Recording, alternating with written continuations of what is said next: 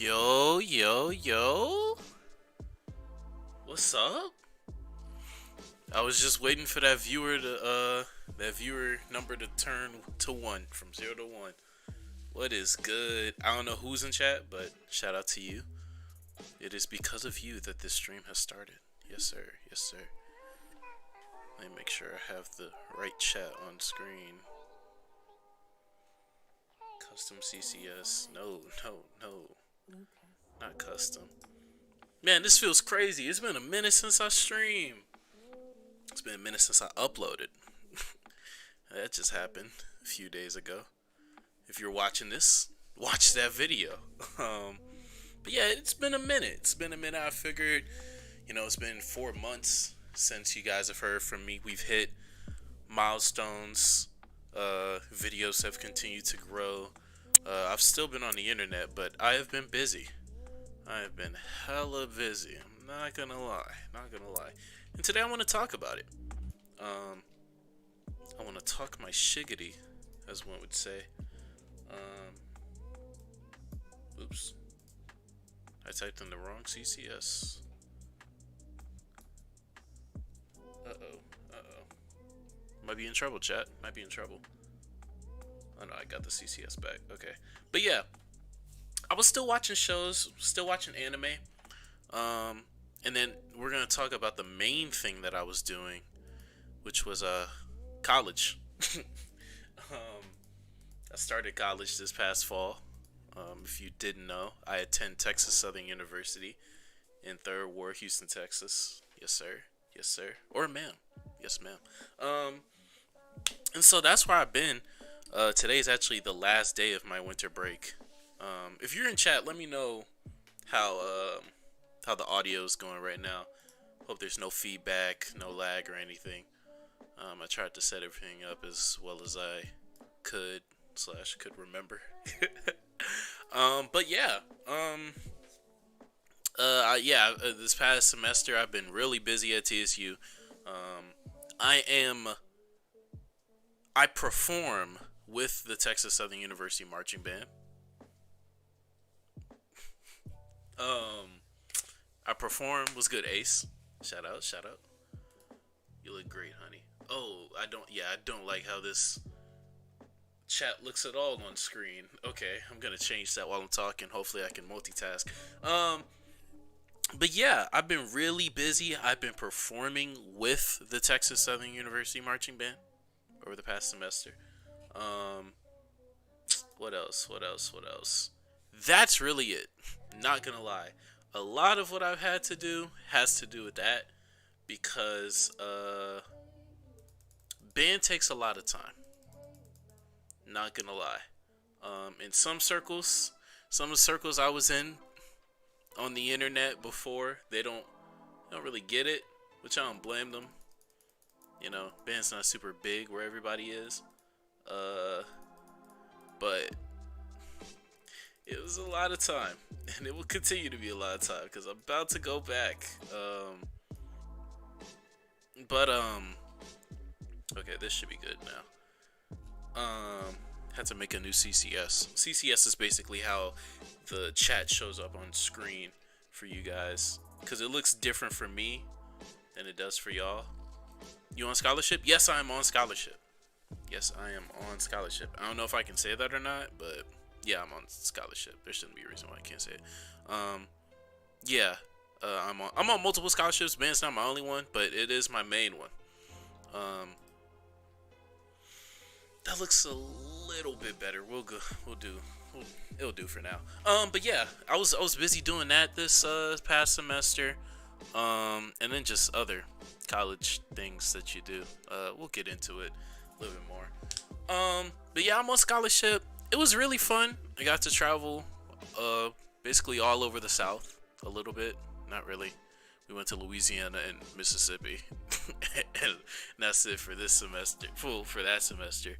And then we have a battle coming up where we have to go to Alabama in a week not Alabama. We have to go to Dallas in a week. We're going to be playing in Dallas. And then we have to go to Alabama in a month instead of Atlanta. God. But enough of that. On the YouTube tip, let me tell y'all about some of the creators I've found. Okay, so let me start off with explaining how I got into YouTube. I just saw a mean glitch on the screen. Anywho, you going to get more into the political landscape on here, the political sphere on here? You mean on the channel? I'll start to integrate it. Surprisingly enough, one of the videos that I have planned for the next coming months is talking about politics and fiction, or just in media, I guess, because you see a lot of debates on, woke culture's taking over. Get politics out of my video games, out of my movies, out of my animation, out of whatever. And I'm gonna talk about it, good, bad, indifferent. I'm gonna talk about it. So I will start to a little bit. I probably won't like get too deep into my own political philosophy, but if you've watched enough videos, you know where I lean. I don't hide it or anything. I'm pretty left leaning. Um, you travel to the poorest states. Look, that's why all we have is ban. Ban is most prevalent in Louisiana, Mississippi, Georgia, Texas. I'm definitely missing a state. Hold on, let me look at the American South. I be forgetting. Not gonna lie, I pulled it up the other day because I was doing some band historian research for like summer band and stuff. What other state is big? Oh, Alabama. How did I forget Alabama? But yeah, that's the main states where HBCUs are in. So I mean, hey, that's where we had to battle Alcorn, Slawcorn. Fuck you niggas. But yeah, that's what I did for the semester. But back to what was I saying? I think I was getting into. I was answering you on yeah. I'm very left leaning. You know, if y'all know my political views, if you've watched a few videos, pretty left leaning, and I mean I don't know. I'm for freedom. I don't know what to tell you. But I'm also for cultural, not homo. Nevertheless, I like for societies to be on one accord for the most part. What do you play in band? I play tuba. I march sousaphone. Why choose TSU? I've lived right on the outskirts of Houston my whole life, and I've gone to school in Houston my whole life, except for the last 3 years of high school. And even then, like the rest of my life was in Houston. It's just that COVID happened and depression happened. So I was kind of taken out of the city for a minute.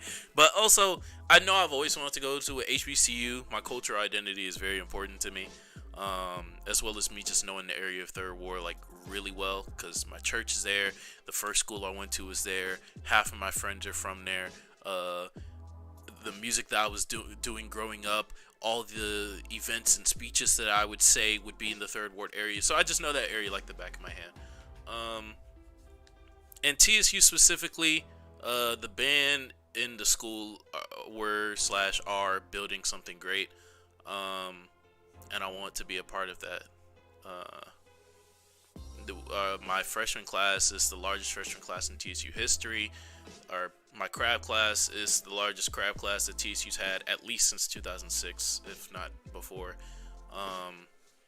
And a lot of my friends from high school, like real friends, like longtime friends, were also going to TSU, so that just made the decision easier. I think cartoons and shit tend to get to the Nazi sympathizers by making the characters morally righteous. I want to make a video on that, but I don't think I have enough to say on it. I think cartoons and shit tend to get the Nazi sympathizers. Yeah, a lot of people just dislike morality being in animated works or in works that aren't explicitly like just only for adults. And I don't really know why. It's as if they don't think that like nuanced conversations can be had by anyone who's not graduated from college yet. It's so weird. What high school did I go to? My freshman year I went to Westbury High School, and after that I came to Dickinson. I visited TSU in November, and I still haven't applied. There's something big happening. I'm very serious. I'm not just pitching. I've said this to like everyone, even people that like aren't currently seniors in high school. TSU's built something great. The Greek culture is seeing a revival. Hopefully we get our own football stadium, because Jesus Christ, I hate playing in a soccer stadium. I know the football team hates it too, but I mean, it is what it is for now. But yeah, TSU, a lot of great things are happening from. Ace, you don't go to Westbury. Stop. What's it called?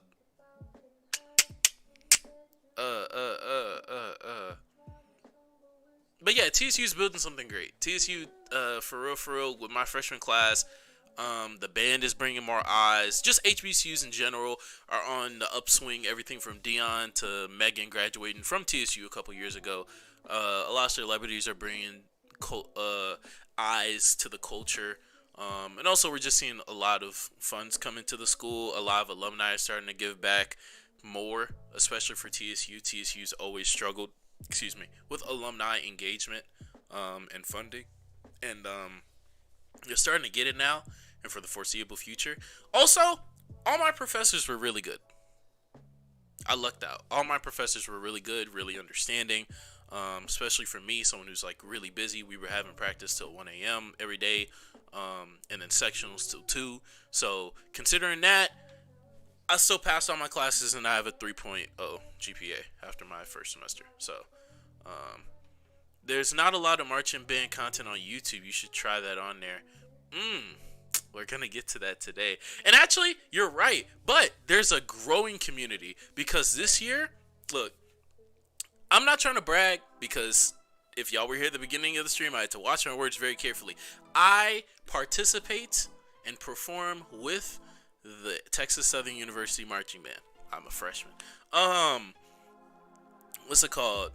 We're going to react to some of that today. But also, I want to say, Texas Southern University Marching Band this year made a lot of careers. A lot of people's young content creation career on YouTube has started because of us. Just want to say that. You going to pledge to a frat too? Nah. At least not that I can think of, but I don't want to really talk on that. Give me alpha vibes is crazy. But like I said, the Greek culture on TSU wasn't too big in the past few years. I know of no like probates like on the yard that happened before this year, or anything like that. But yeah, definitely not D9. I would never pledge anything D9. I'm not gonna lie. D9, if you don't know, is the Divine Nine fraternities and sororities commonly associated with and founded by HBCU students and culture. It's mostly because I have to put in every single grade that I have, and I'm just lazy. That's crazy. You should though. I'm serious. There's a lot of that as well. Hey, can't say it, but there is a lot of that. What's it called? Yeah, get it, bro. Get it done. Get it done. Apply early and often to both colleges, college scholarships, and also like just type in scholarships. Like just go on different websites and find scholarships that you can apply for. And also make a resume. It doesn't take that long to just think about what you've accomplished and like the different programs that you've been in your career or in your life. So, and y'all would be surprised on what a lot of y'all have done. Ikea, love the anime content, but you would love just talking about your TSU college experiences. I feel like I could, but truly, my life isn't that interesting.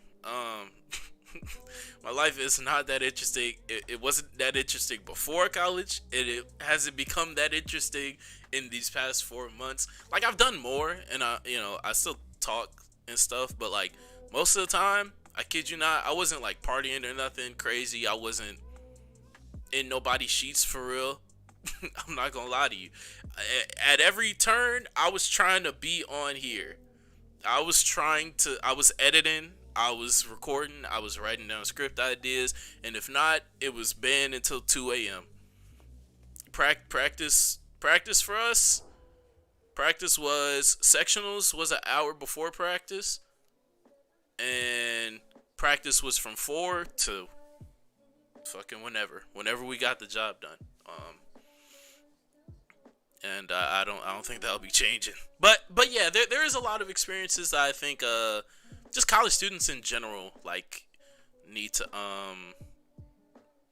to communicate with like other people, whether it be like other people that attend HBCUs or, as we see in the chat, Ace and Unlucky. I don't know your real. That's crazy. Ace and Dreamer seem like they're graduating high school pretty soon, so a lot of that info they also could need. Um, but you see a lot of people out here just making coffee and going to the gym. You could be bored. Hey, not gonna lie, a lot of vloggers and stuff, man, daily vlogs have taken such a nosedive. On the average, I'll say. Of course, I don't even know who's still big in the vlog scene. I'm not gonna lie, but I'm sure the top people are doing innovative things. But it's a lot of just basic lives, which I mean, people like the everyman. So I understand. Bad bitches. I don't do drugs. I don't do drugs. I'm not gonna. I'm a community college about to transfer next semester. Oh, okay. I didn't know if you was in high school or college. But that's cool. I was thinking about doing community college instead of TSU.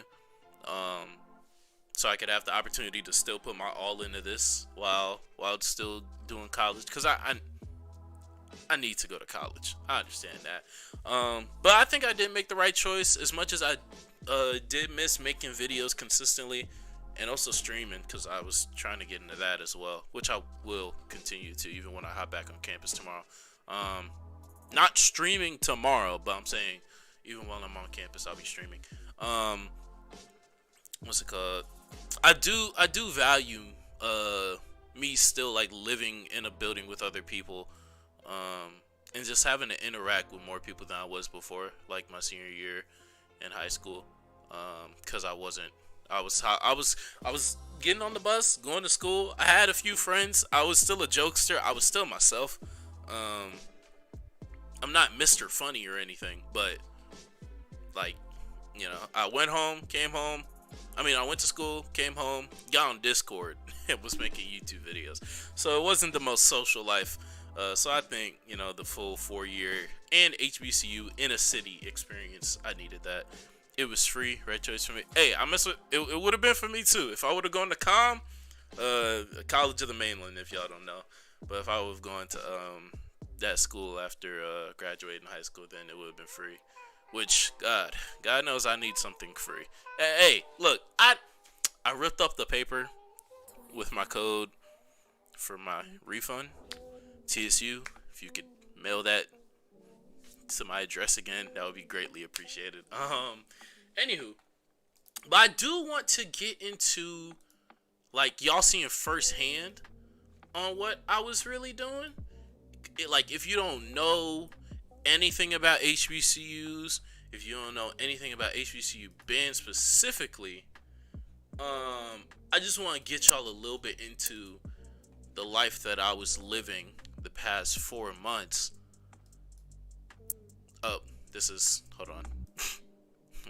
We're gonna, okay, another transition. There we go. A little bit into the life that I was living the past 4 months on a weekly basis. But first, because I'm a terrible streamer and a horrible content creator, we are going to first off mute the music. There we go.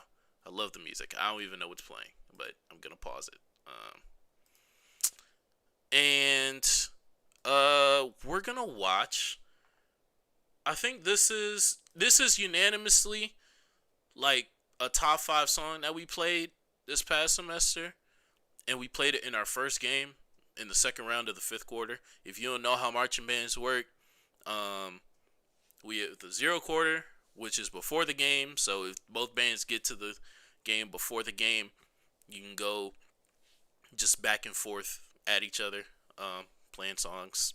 It's what we call a battle. And those tend to be more hype songs, just to get ready for the game. The rap tunes that you've played in a year, songs that you've played just over and over again, any traditionals that are also like hype songs.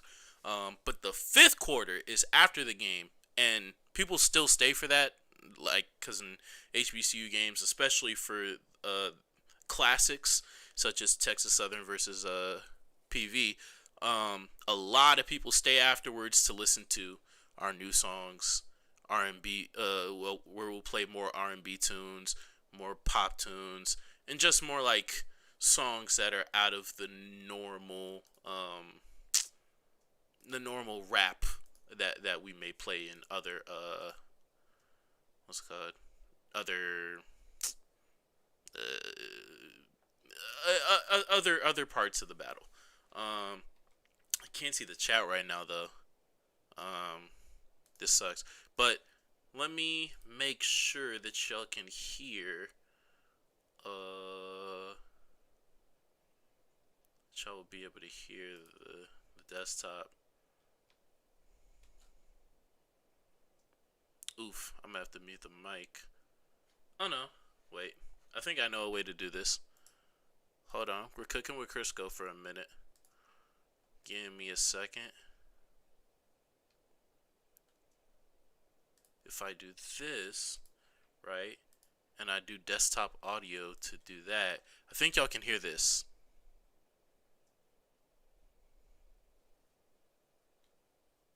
Let me know if y'all can hear that so far. Let me go back to chat.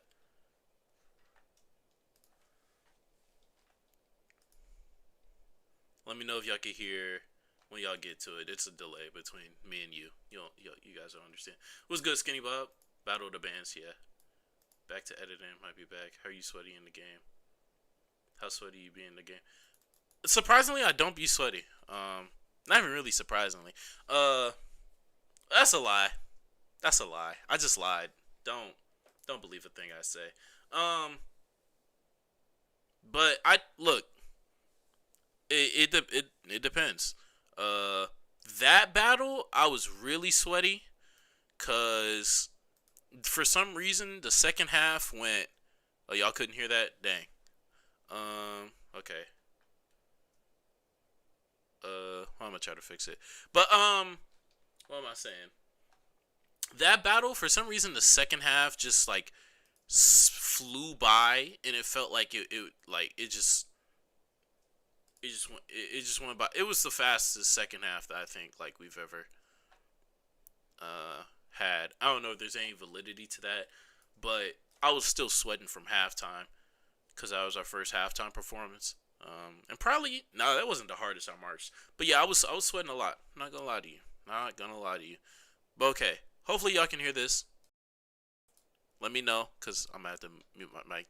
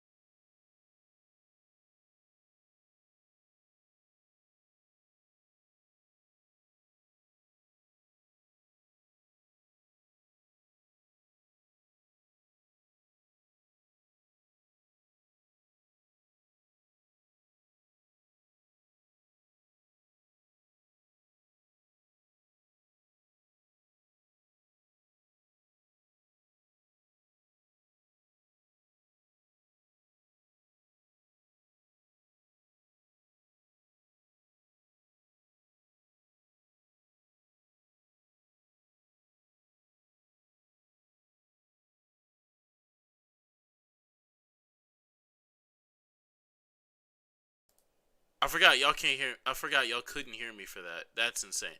But yeah, I figured out what it was. I am fixing it. Yeah, yeah, y'all couldn't hear me at all. Sorry for being a bad streamer, guys. Desktop audio, desktop audio. Where's desktop audio? Did OBS get rid of desktop audio? I think they got rid of desktop audio. I don't know why. Scene, media source, image slideshow, image, game capture, display capture.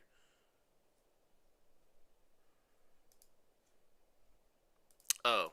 Oh, it's because it already exists.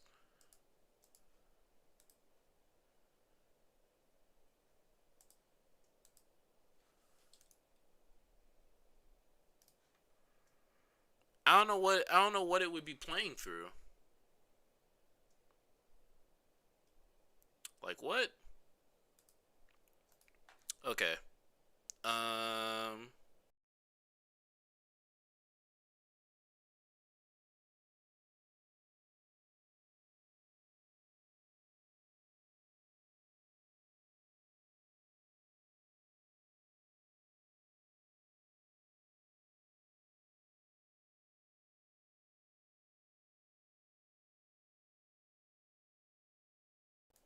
Okay. I think I know what it is now. I know what it is. I know what it is. I know what it is. So, right? We come here.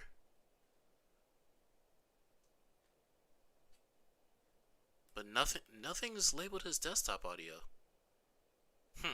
Anywho, we don't need to do this. Y'all don't need to see what I was doing. Um, what's it called?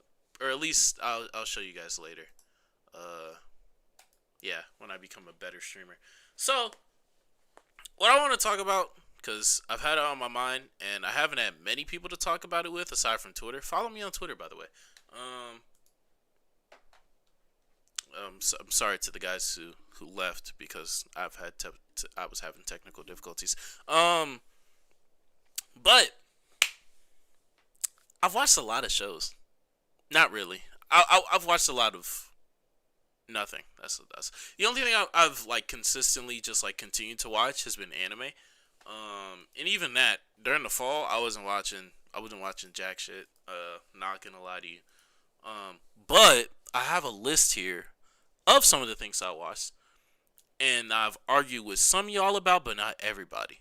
So, um, I want to start with Obi-Wan. When are you going back to school? Tomorrow. What deodorant you use for these performances? The same deodorant I always use. It's like Old Spice something. Um, uh. You still haven't watched Slam Dunk? I'm not gonna watch Slam Dunk anytime soon. Skinny. What's good, River? Uh, I watched Obi Wan. I'm gonna start with Obi Wan because I think I watched that first.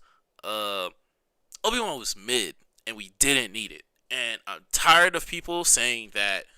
Um, I'm tired of people wanting these like back in time stories that aren't really back in time of the Star Wars universe because it's irrelevant.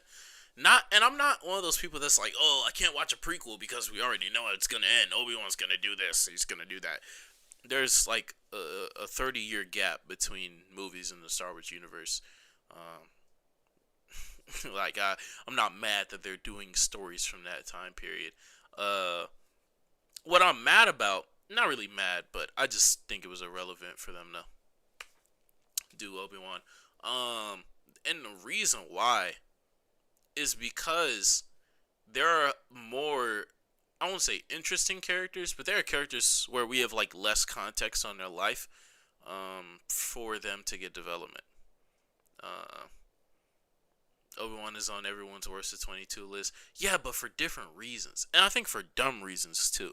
A lot of people were like criticizing of course the not main antagonist, the main antagonist is Darth Vader, but I forgot what the woman's name is. Um I don't think that she was bad at all. She wasn't written bad in the slightest. Um the prequels are bad and people want more from those characters. I get why people want it. The reason why I don't get why people want it is because we had 6 seasons of Clone Wars. Um, and like I said, I understand there is a 30-year gap between those movies, and a lot of stories could be told between that 30-year gap. Like Obi-Wan was doing shit, but he was also like in hiding, so there isn't a lot that I think he could have done. Now, have I read the comics to see what he was doing truly? No, but what's good, Adam? Is this is this 238 clothing, Adam? If so, drop the Instagram page, drop the website because y'all have been going crazy. Shout out. Um, well, one of my old friends from high school, well, in college, he does go to TSU. I be seeing him around. Yeah, it was good, boy. He has his own clothing line, and I find it cool as fuck. Granted, I know like 5 people with clothing lines now, which is insane. Um, but drop it. Drop the link. Matter of fact, I'm dropping the link. Fuck it. I don't know if y'all can drop links. Um, what's it called? And I seen the other day, like he's been growing this like business for a minute now. Like I think y'all are going on y'all second or third year, right? Um, that's the clothing. I'm spamming it in chat if you're in live chat, by the way.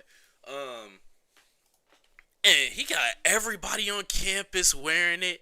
He got like Duke Dennis wearing either a shirt or a hat or whatever. And basically like just like half of A and P and just like that side of YouTube. So shout out to you, bro, cause you are really making moves and money moves too. I'm not gonna lie. I could only imagine what you know. I'm not gonna pocket watch. I said I'm not gonna pocket watch. But yeah, shout out to you, bro. For real, for real. It's good to see like where you've come because I've known you for a minute now. So it's good to see that shit. But um, what's it called? Are there beanies? I believe there are beanies. Yeah, yeah. And actually, I can share this. Here's the website. If y'all want to come here, this is fire. Personally, me, I am broke. Okay, that's why I'm justifying being in practice until 1 a.m. I'm joking. I love band, but I can come here. Beanies are 25. I mean, the only place that you're gonna find cheaper beanies is like Forever 21, and if you shop there, you're a virgin.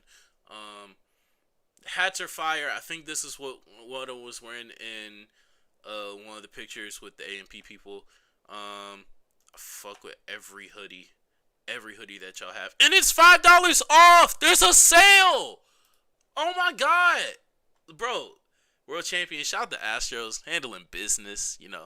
We had to march in that parade on an empty stomach, but it is what it is. $35 for the shirt. If y'all want to come here, shout out my boy, cause he's definitely doing his thing, and I just wanted to applaud him, uh, for the progress y'all have made, and free shipping, and free shipping. So, hey, and that's worldwide. So I don't know if anyone in here is a Brit. Shout out Brits, free shipping. So, but yeah, what was I saying before? I think I was talking about Obi-Wan. A lot of people criticize Obi-Wan and just like the other Star Wars shit for like dumb reasons. I think personally, Star Wars just needs to diversify like the specifically the eras that they talk about and that they make content on. There's no reason why, like, okay, yes, people do want to see what the prequel characters are up to. People even want to see what some of the Clone War characters are up to. People want to see Dooku more. People clearly want to see Ahsoka. People clearly want to see Obi-Wan. People want to see the Darth Vader comics get adapted, which are great comics. Some of them.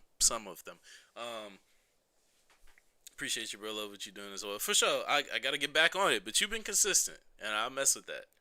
I mess with that above all else. Uh, so for sure, keep grinding.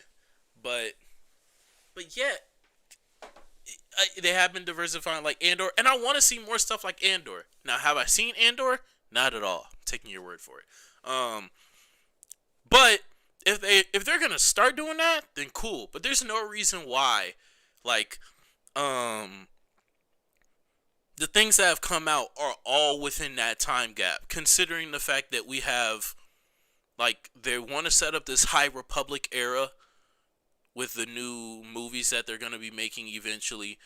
Um, we already have them exploring this era with Cal Kestis in the Fallen Order sequel and Fallen Order itself. Um, and then we have like 4 shows that are all covering this same era. Mandalorian, Obi-Wan, couple episodes of Visions. If y'all want to count the Clone Show, that as well. Ahsoka, and that's all the same era. And this is a universe that already has a problem with just like even outside of just the original of the main 9 movies, just over falling in love with this era of Star Wars that the movies are in and not going beyond that in its main media. Most of the best stories, well, not most, but some of the best stories that Star Wars has told has been outside of the span of the 9 movies in that time period. Um, we had an entire video game series set on the Old Republic era, everything from Revan with KOTOR to any of the stories told in SWTOR, Star Wars: The Old Republic. Um, and like some of those stories like just need to be adapted, or like new canon needs to be made since Disney is taken over. And granted, they're establishing the High Republic. Examples I'd say like what's it called? I'd say like Andor, if you say that Andor like takes place outside of that time period, even especially outside the 30 years, but even just outside the time period of the 9 movies. Um, because I don't think that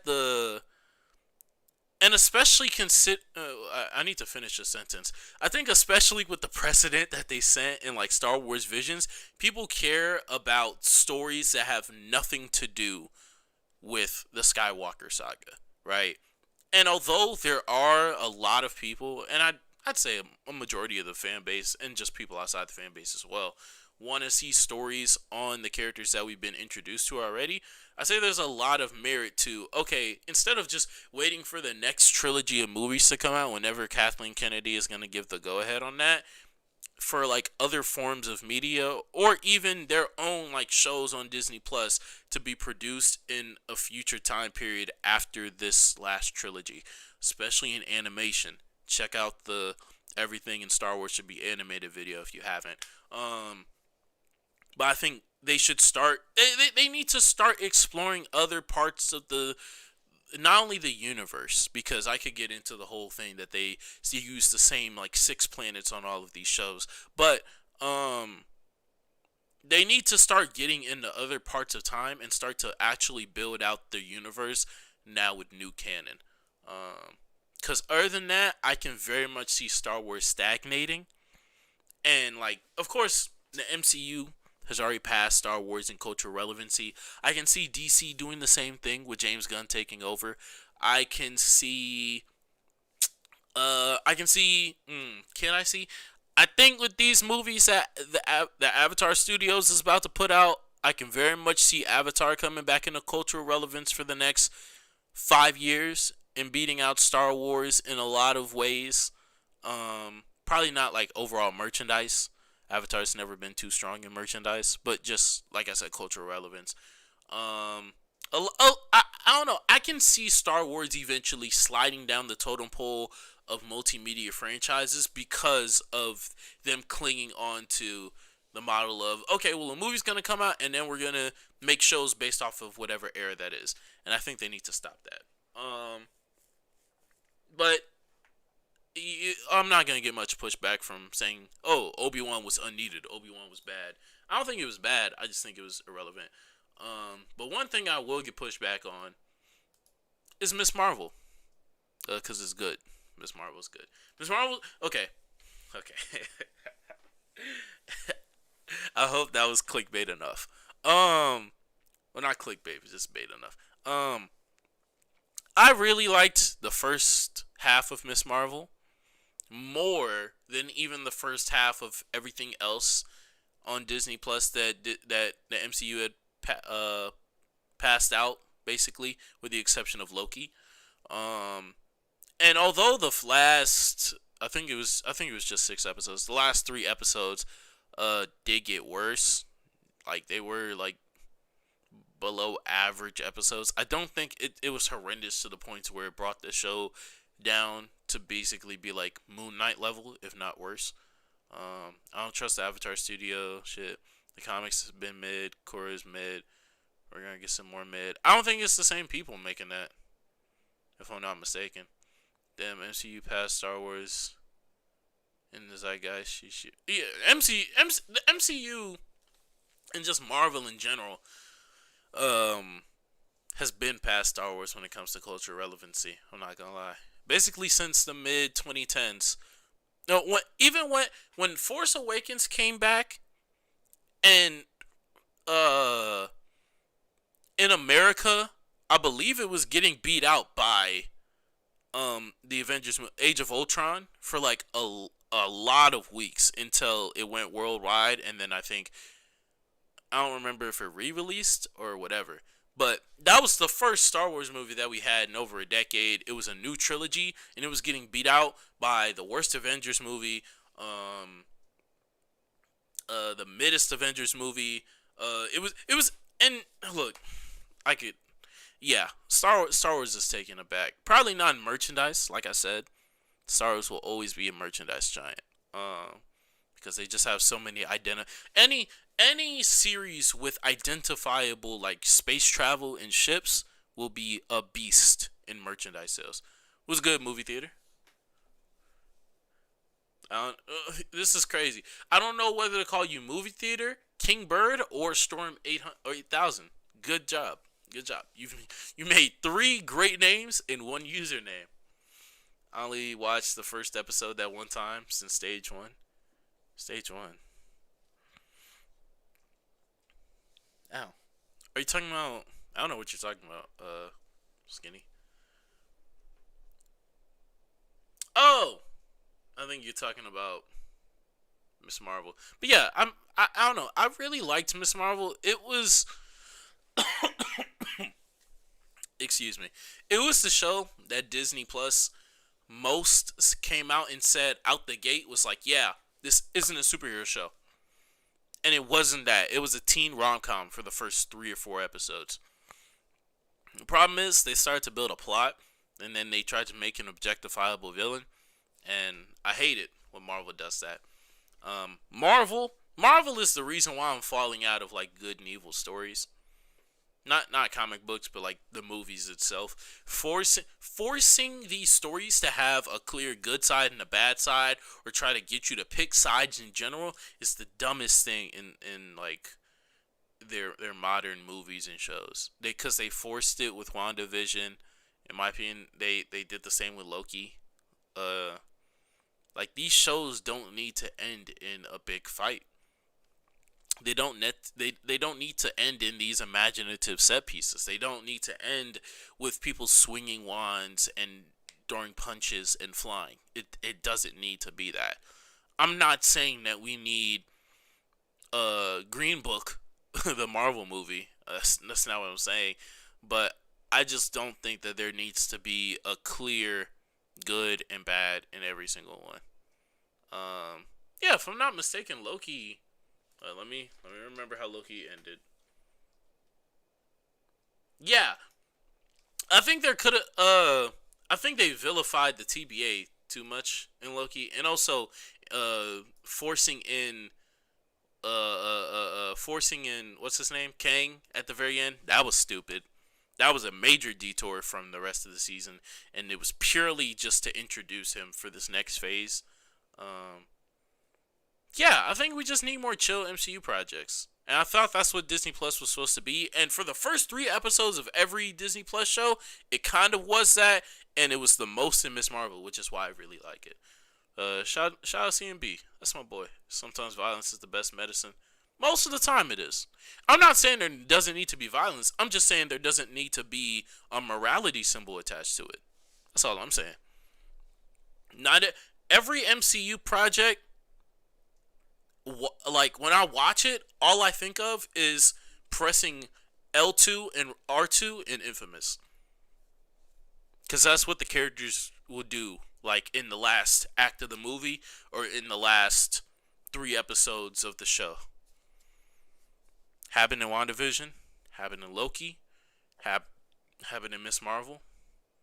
So we got that for She-Hulk. I didn't watch She-Hulk. I was just burnt out of Marvel. They released like 8 shows in 2 years and still expected me to watch 5 movies on top of that. I'm not doing that shit. I also don't pay for Disney Plus. Take that. Spicy Tech, I thought Loki was just fine, and Loki as a character is mad annoying. If I don't see a season 2, I wouldn't care. The reason why I like Loki so much, and I think most people do, is that it was fun.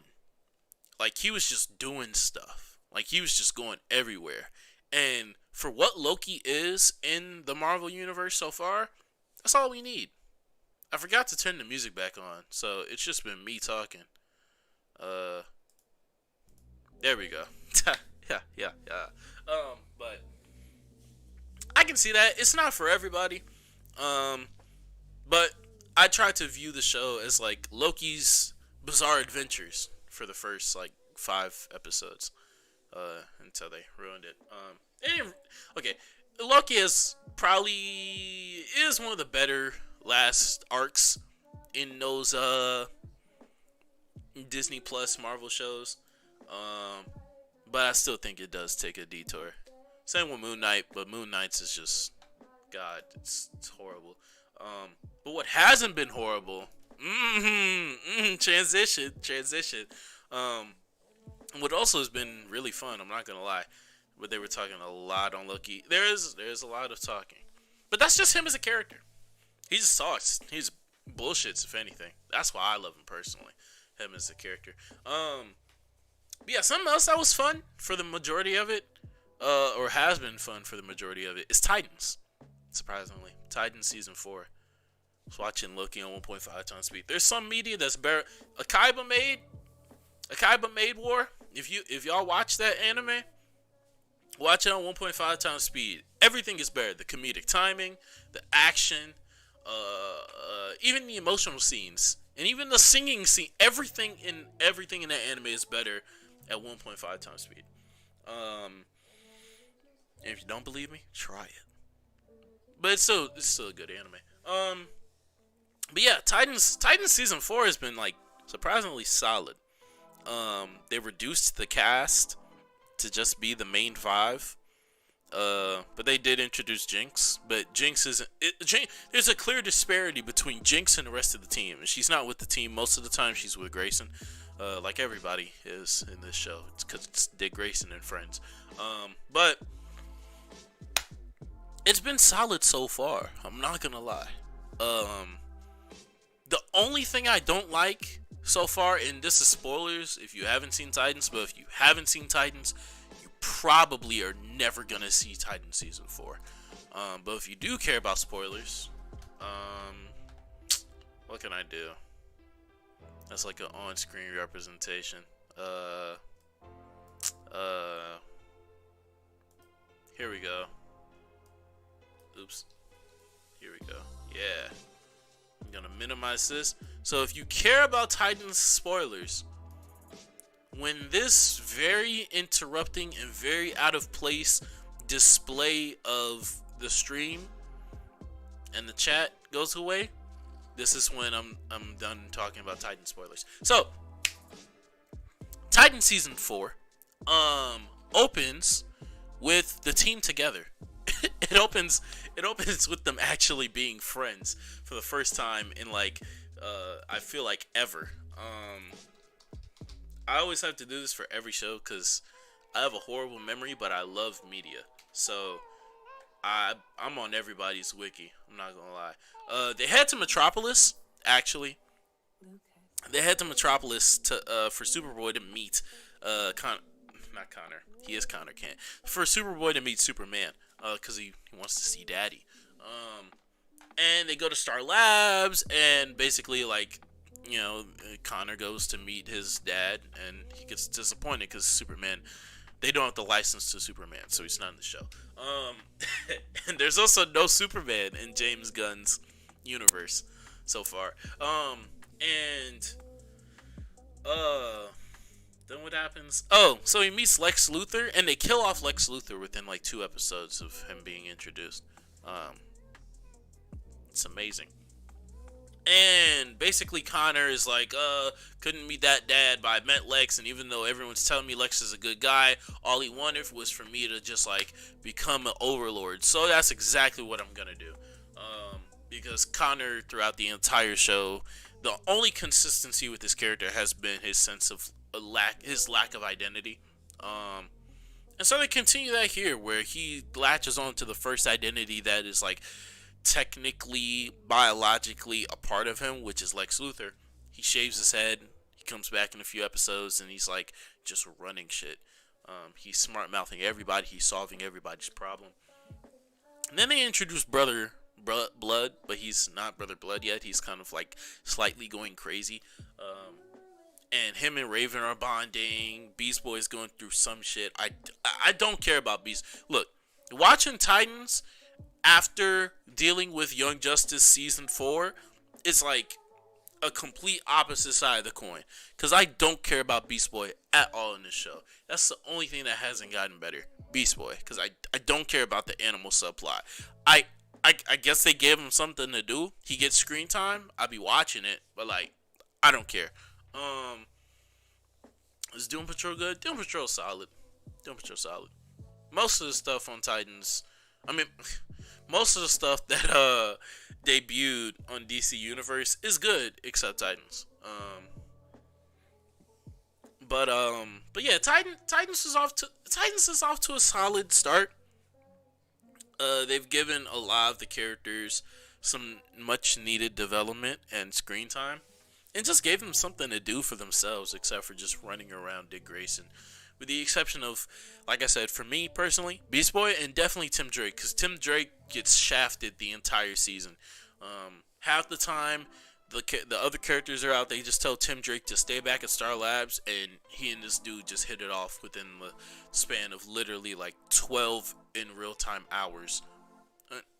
12 hours in the show, they start kissing and love each other. So, which I don't have a problem with, of course, but I have a problem with them falling in love over the course of 12 hours, because the show makes it an effort to remind us that, like, even though it's a new episode and these episodes are an hour long, only 23 minutes has passed. And so when you do that, you're setting yourself up for me to be mad that, like, you're fast forwarding a relationship with a pretty important character.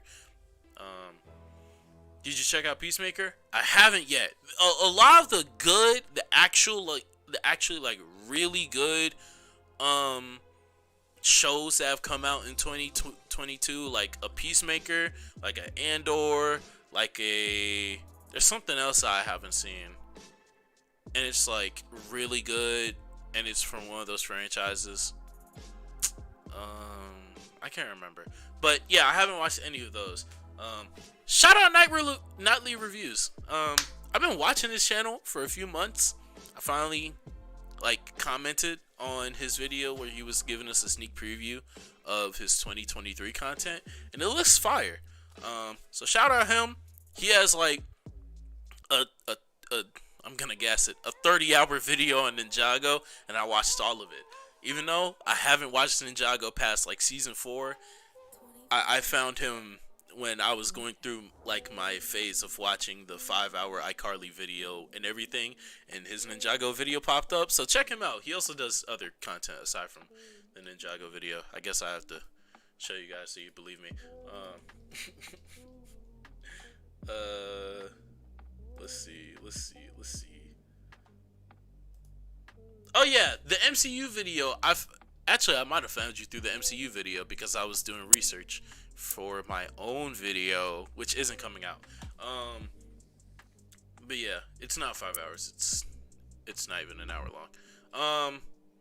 But yeah, I think this video's good too. The Sonic review's good.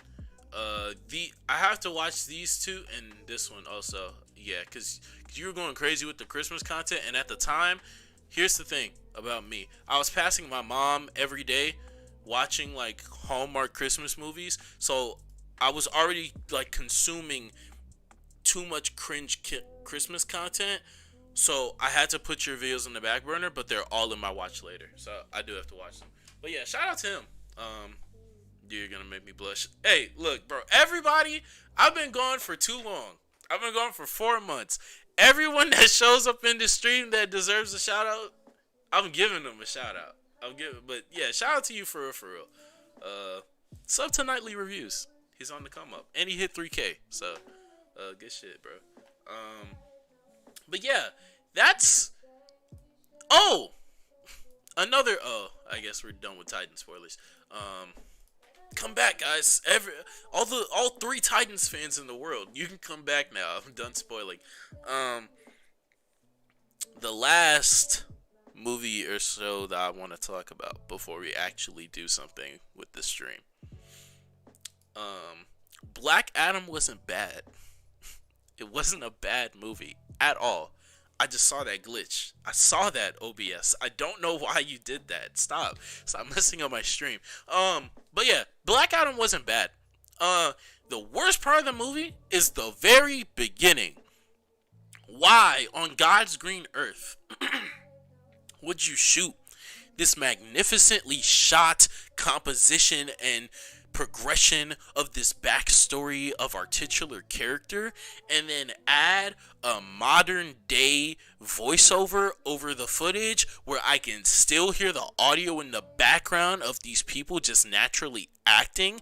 And it like, even if you muted the first 2 minutes of the movie without the voiceover monologue introduction, you can still tell what's going on and the fact that it is leading into the present day. I don't need this annoying kid to voice over it for the first part of the movie, especially because in all actuality the kid, like, he plays a part, I guess, at the beginning and the very end, and that's it. That's his entire role in the movie.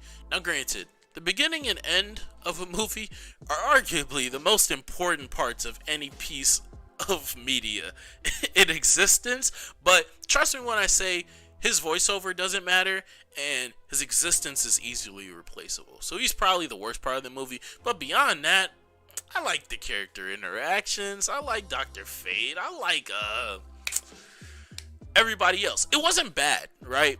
The only problem is I think they, to an extent, they tried to make it too serious, which is the consistent theme of pre-James Gunn DC. And I thought they were done with that. I thought they were done being too serious, man.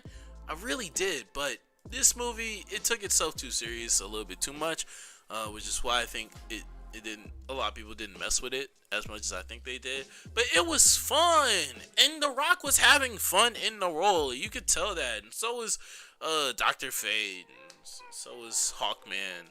I forgot his name, but that dude's a pretty good actor. Not just in this movie, but like just in general. The black guy that plays Hawkman. I don't know why. I always get taken aback when like characters like Hawkman, Hawk Girl, who else?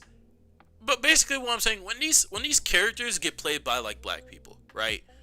And I'm taken aback, not because I don't think they should be played as black people, but because when I've read them in comics, I never paid attention to the color of their skin, but I know they're white. Or it's either that, or it's like when I see like a black Kryptonian, I'm like, yeah, it doesn't matter. I'm just not used to this. I like it though. Like I'm not one of those people that like, oh, I hate gender bending. Like, I mean, gender bending. Jesus Christ.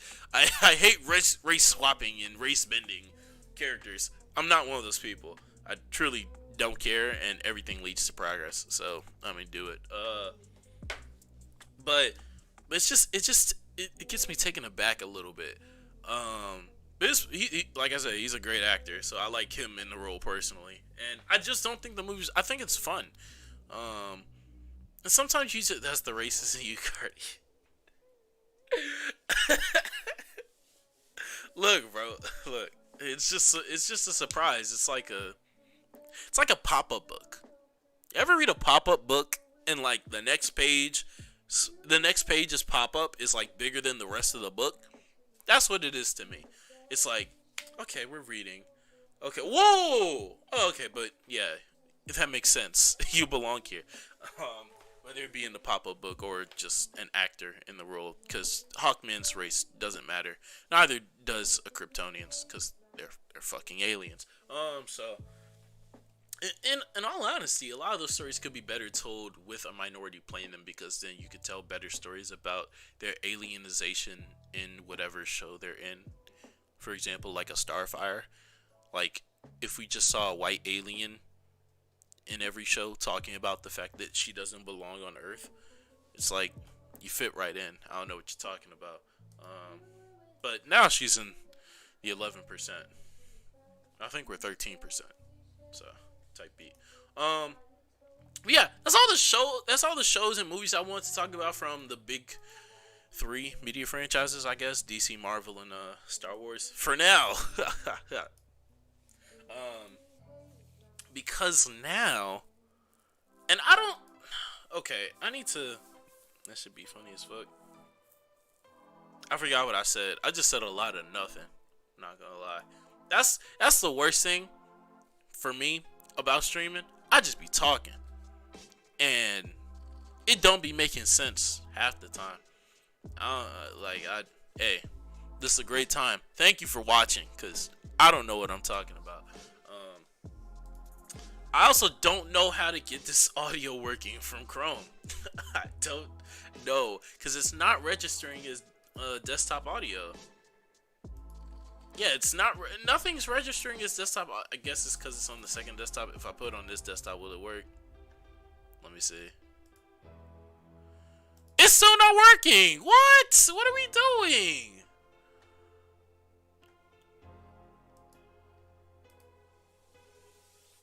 Isn't that the job? I feel like it. It kind of is. And like, okay, I want to talk about this. We're gonna watch the agent video where he explains that peer-to-peer ended. So if you're not in the, I guess he's in the WL community. If you're not in the WL community, why would I use Firefox? If you're not in the WL community, you might not know who Agent Zero is. Agent Zero, I've been watching him for close to a decade now. He started his career in around 2014, at least his like slow rise to prominence, making NBA 2K videos, specifically that of like rebuilding teams, and then he graduated from that to making my career content, to making park content, then he graduated from that to talking about the game, but he was kind of also always doing that, but that became his main thing around like 2K19 because the game got ass. So we started just talking about it and trashing it, and but like in a positive way, like a positive trashing, like when someone likes it when they spit on you. And so he graduated that into creating AMP, which is now probably the third biggest content creation group in the WL community, behind RDC, and some bros is bigger than AMP. I don't know what to tell y'all, but and they've done a lot of things in the past 2-3 years. And throughout all of this, throughout his diversification away from 2K, he also made a podcast, which is actually his third podcast, with someone else who is relatively known in the WL community, Legend of Winning. And so actually, this is exactly what I'm gonna do. I'm gonna stream like them dudes. I'm gonna have the video right here playing, and I'm gonna just talk. Actually, no, I don't want to do that. That's nah. Some bros is I'm Dante Berlizzi. They're the main two, and they're bigger than anybody in AMP. If we count individually, I think they're bigger than AMP, but I might be wrong. They're also all a stream group, so Agent does explain this. But I can't get the video to work, so I'm just gonna talk about it. But basically, their podcast ended, right? And Agent has been ending his own like projects and channels a lot recently. He ended the gaming channel because I guess he felt like he couldn't push past the several years of 2K content to like transition into just his general love for gaming. Crystal, I want to say Crystal, but I don't know how big Crystal is. I forgot a dude that dyed his hair. I forgot his name, but he's pretty big and he's popping off too. I think individually, if we counted up all their sub counts and their stream numbers and didn't include Kai, I think they would be bigger. Like as a group, I think they're bigger because I think AMP, a lot of AMP's sub count comes from Kai. So I think he hard carries compared. So they're not bigger. I just lied. They're not bigger. But I basically think that Kai carries a lot of A&P in the last year. Not on the channel specifically, but in terms of growth and view count and whatever. Bring new eyes to it. He's the only person with an increasing fan base. So, considering all of that, and as a longtime watcher of Agent, it's like, it's very difficult. Not because he ended the pod. I haven't watched a pod like for them in the past 6 months. I don't watch a single one of Agent's content anymore. I don't watch A&P. I don't watch his streams. That's pretty much it. And that's where the problem lies, in my opinion. Agent's always been a person who, excuse me, I don't know if y'all heard that burp, but I did. And he's always been a person driven by progress, right? Whether it be on the old channel, whether it be in gaming, whether it be whatever. He's been a person who's portrayed himself to be someone who likes to set a goal and most of the time meets that goal. Whether it was the weight loss, whether it was the sub counts, whether it was, I'm assuming, income, he met all of those goals. And so I can understand when he says like, I'm just spread out and I don't have enough time to fully dedicate this pod to what I think it could be, right? And yes, you never start something with the intention of ending it or with the intention of not giving it your 100%. But the problem comes with the fact that he's always on the new thing. And I don't think it's a problem like in generality, but for me, trying to maximize everything you do is not the way. Because if you're trying to maximize what you do in the current, in my opinion, that gives me a clue that you like either A, don't necessarily like enjoy what you're doing as much as you enjoy the progress. You enjoy the numbers getting bigger. You enjoy there being more people in chat. Even, I'm not saying he's money hungry. I'm not saying that he just wants more viewers, but I'm saying that his priorities are in growth. Growth is reliant on a lot of things beyond just the time that he can dedicate to something. And yes, he's a smart guy. He has a team behind him and all of this. But I just don't think that maximizing every pathway that you have is the way to go. And that's also the way that you get burnt out more. But he's proven to just push beyond that for the most part. Except for this. The reason why he ended the gaming channel was because he got burnt on 2K. He got burnt out on making 2K content and receiving nothing in return, becoming blacklisted from the actual 2K community / the actual 2K devs. Not really the community, but the actual company of 2K community, because they were inviting content creators to participate in different things, do face scans and promo the game, when Agent, one of the most loyal content creators to the entire franchise, has been shafted from the actual brand. And also, it's just not sustainable. Because what happens is, yeah, your streams are going to cap out at this. And eventually, it's going to become, oh, well, I'm not streaming 12 hours a day anymore because streaming isn't fun and the growth isn't there. And I feel like I can put more time into A&P. And then A&P is going to stagnate. Like, there's just going to be a limit. And I understand he's not just gonna like keep going even though there's a limit, but that's pretty dumb to me.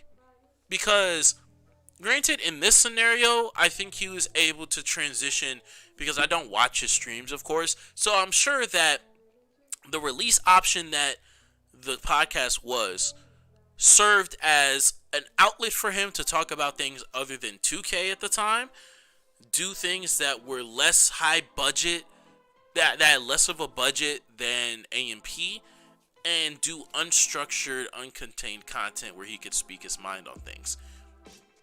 But then you start Playback, in which Playback is now becoming more formulaic. Playback is now becoming more I don't even know what to call it, but it's not necessarily him expressing his mind on whatever he wants to talk about. It's a specific topic that is ironed out, And even the entire channel is designed over specifically either pop, like culture, relationships, and men versus women issues. That's a majority of their content, at least that I've seen over the past 6 months. So even that, it's a small window in which like you're voicing your opinion. But even then, that kind of decreases the value of what the podcast was, because that was stuff that he used to talk about on the pod. Then he started playback. He can talk about it on there now. He started streaming 12 hours a day, so now he can be more transparent on his streams than he ever could be on the pod, and also it makes more money. But at a certain point, it gets to the conversation of, how is it that all the things that you're having fun with just happen to be the things that make the most money? Just happen to be the things with the highest sub count? Just happen to be the things that turn into, I won't say cookie cutter, but I'll say they turn into these formulaic things that just become a machine of you hiring these 3 people and then it keeps pumping. You hire this clips editor and it just keeps pumping. You live in the A&P house, so you introduce this person on stream and it just keeps pumping day after day. So that's the only thing I have to say about Agent. Of course, I always wish him success. It's not like a Nux situation in which he just like got super annoying or anything. I just grew out of Agent's content. I don't watch IRL content. I also don't watch gaming content outside of Afro Senju. So I was gonna go out of all of his content regardless, and eventually.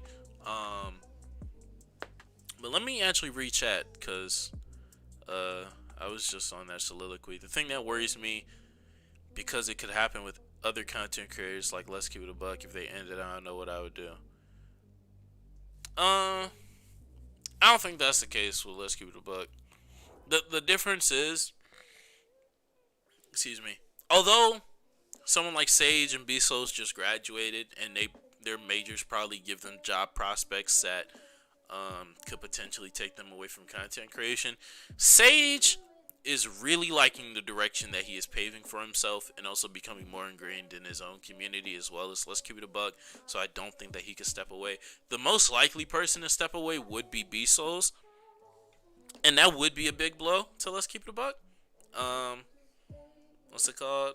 That would be a big blow, but and this isn't to undervalue Bezos or anything. He's one of the main inspirations for why I was able to start the channel.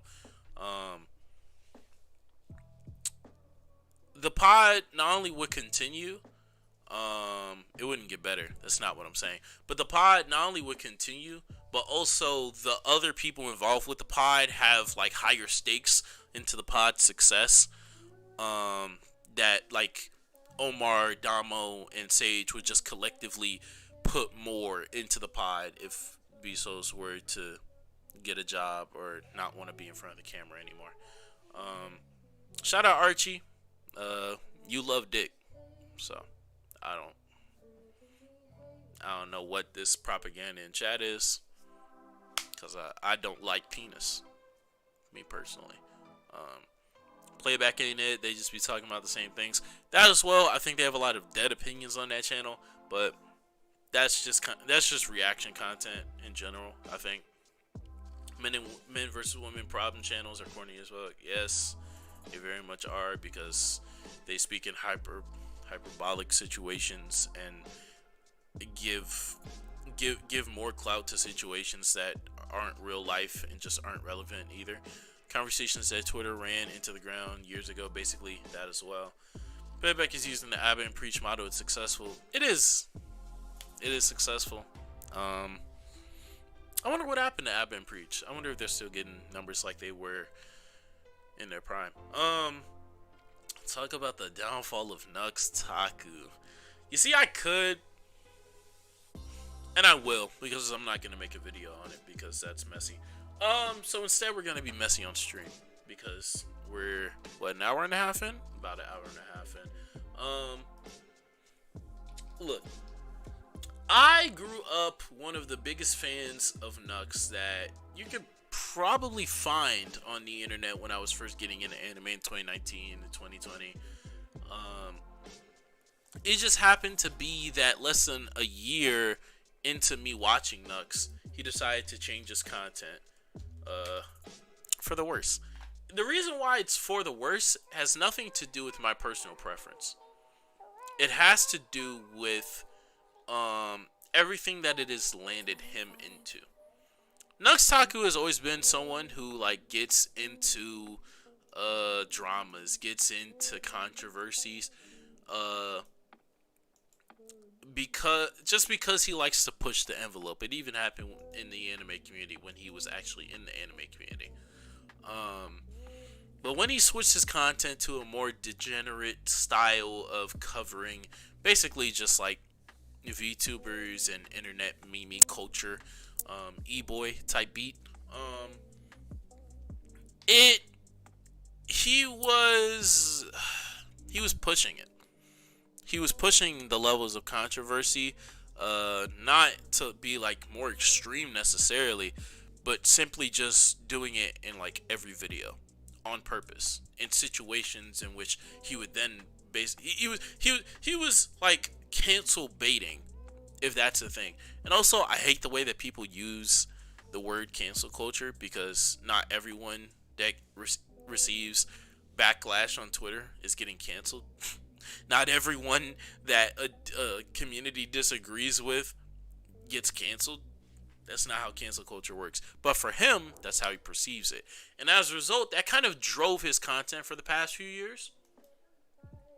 Specifically after the interspecies reviewer situation, in which he tried to, well, not tried to, he was successful. He got his community to like and upvote and score this degenerative anime so high that it was rated number one on a very famous and very much used anime website. And I think they tried to pursue legal action, but they eventually dropped it. And basically, from everything that I've seen of Nux over the past 2 years, Nux has been on record saying that he essentially used the anime community for clout and for his own gain. I am not denying that the hundreds of videos that we got from Nux Taku over the years were somehow his fake opinions on anime, or that he didn't even want to make anime content. That's not what I'm saying at all. What I'm saying is the grind that he took to get there in 2018 and 2019, in which he was one of the fastest growing creators on the entirety of the platform, where he grew to from 300K to a million in the stretch of like 13 months. That type of meteoric rise and the pace that he was like uploading anime content, that most likely was disingenuous. Which you can say that for most YouTubers. Like most YouTubers that blow up, they double down on the things that make them successful, not necessarily the things that they want to talk about or make content on. So it's not like out of the realm of possibility, and it's also not a presumption of me. But on his former podcast, Rant Cafe, multiple times when he was referring to how he stopped making anime content, basically when he was just like explaining it to other people, he was explaining that of course he got tired of just looking at anime in an analytical lens. 2020 was a down year for anime, and also he didn't want to make anime content for a while, but he kept doing it because the numbers were there. This doesn't really make sense to me because also before 2020, Nux's AdSense account, he was locked out of it. So the $1 million that he made, he couldn't even access, which is pretty dumb. But nevertheless, but the problem comes with the fact, the problem for him, that the content that he switched to, yes, it got him over the 2 million subscriber threshold, and for a long time it kept him like basically averaging 350k plus for a lot of videos. But what's it called? That stopped. That stopped.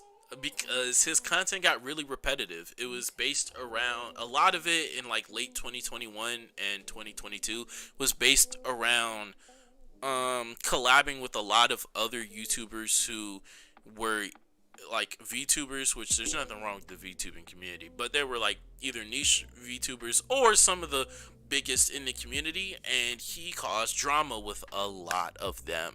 And as a result, they didn't even talk bad about him, but they just made it known that like he was a weird guy for the situations that he was in. A lot of drama, again, forced drama with him trying to make videos on like private situations and like actual things that were affecting these people's lives. Everything from that to just like stirring things up on Twitter or just like offhanded remarks in videos. And it was formulaic. It was like, oh, we're gonna raid this Twitch streamer, this VTuber, and give away $1,000. Oh, we're gonna do this game show where you have to show me the most cursed image of Pokemon.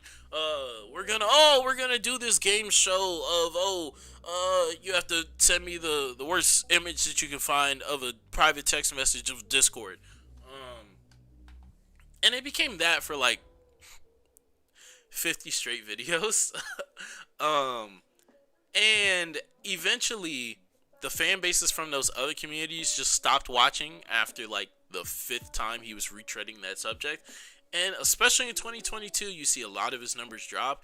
And then you see him on both this channel and the Nuxanor channel just start to make these outlandish thumbnails where he's just putting up straight like hentai and just like not not safe for work, not allowed at work, not whatever for work or YouTube, putting that on the platform. And as a result, he was probably shadow banned as well, or at least like suppressed in the algorithm a little bit, because he's putting these like explicit sexually subjective thumbnails on the platform, which they're rightly within their right to do that. And as a result, most of his content on his main channel for the past like 7 to 8 months has been like averaging barely 100K. And then over the past 6 months, it's gotten really bad where like a lot of these videos aren't getting 100K. He's only uploading once a week. And then even on the second channel, he basically like peaked at 20K for a lot of months. And then he was just uploading less often. And so a lot of his numbers were going down, a lot of the interactions were going down, and basically his community was uplifted by the same like 6,000 people that are like his Twitter. So that's basically the downfall, and it all culminates in the fact that on his second channel, let's see if I can do this transition. Hold on. Wait a second. Dang, you didn't do it. Anyway, on his second, this isn't the right channel. But he started uploading on here again. This is crazy. This channel was basically dead. Yeah, this channel was dead because he was like doing the same video, just reacting to Discord stuff, and it's the same 9,000 people that will watch every channel. Also, the main problem with Nux is the fact that he had like fake diversification. So he had this main channel where he stopped doing anime content on and started doing memeing, internet trolling, cursed VTuber content on. And then his Discord, where he was doing reactions, became memes about internet culture, VTubers, and degenerative stuff. Like literally, the 3 of the last 6 videos, that's the thumbnail, and those are the memes in the Discord probably. And then I think this is his shorts. Yeah, and it was basically the same thing. And then his second channel for a long time was just him reacting to those same things. Then like 5 months ago, I think, is when it started. He started reacting to a lot more anime stuff. And then recently, by the way, he reacts to every Giguk video now. Recently, he started making analysis videos again. Now, I'm not denying the fact that he loves Hell of a Boss. I know that. He's made content on his main channel about Hell of a Boss. He probably loves Cyberpunk Edge Runners. Who doesn't? I understand that. What's it called? A video like this could have been made. He's making this because he believes that it will get 88,000 views and put his channel back in relevance when he was getting 12k, 20k. This was very recently. This was sitting at like 11k for the longest. And literally like the only videos that were doing well were when he would tap back into the anime community. Basically all of that to say, it seems like he is crawling back to the anime community. Now, am I happy that he is? No. I'm not. I'm also not mad. Like, the man can do whatever he wants, and I'm sure that he actually wants to make that type of content because not a part of me, I do believe that he is, I do believe that he just, like, fell out of love with making anime content for a time as well. And, like, now anime is, like, great again, and he probably found things to talk about in these analysis videos. A few of them that I've watched. But the reason why I'm not necessarily happy is because, like I said, he's been on record of essentially just using the analysis anime community to prop his channel up to a point to where then he can be comfortable switching. So that's the thing with Nux. That was a tangent. But that essentially breaks down like the last 2-3 years of his content and why it's on the down. It was on the downswing, but it seems like at least on the second channel, anime is gonna give him some crutches to stand on for the next few months. I'm interested to see how / if the community does with him, because the community's changed a lot in the past 2 years. It's gotten more, in my opinion, it's gotten less analysis heavy, at least in the style that he was doing.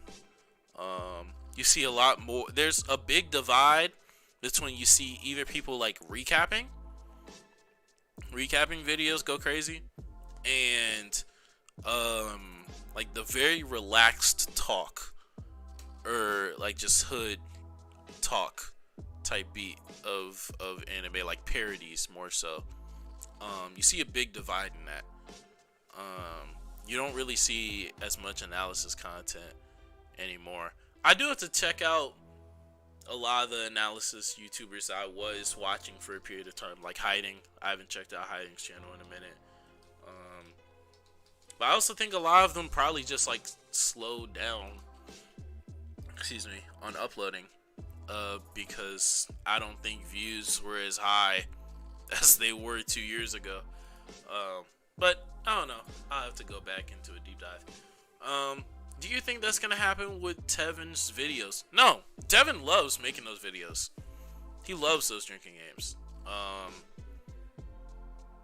Yeah. I don't think he's gonna stop.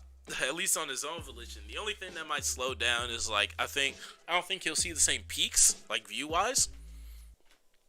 And the only reason why they've slowed down, I mean, he has his struggles as a person, just the things that he deals with like in real life.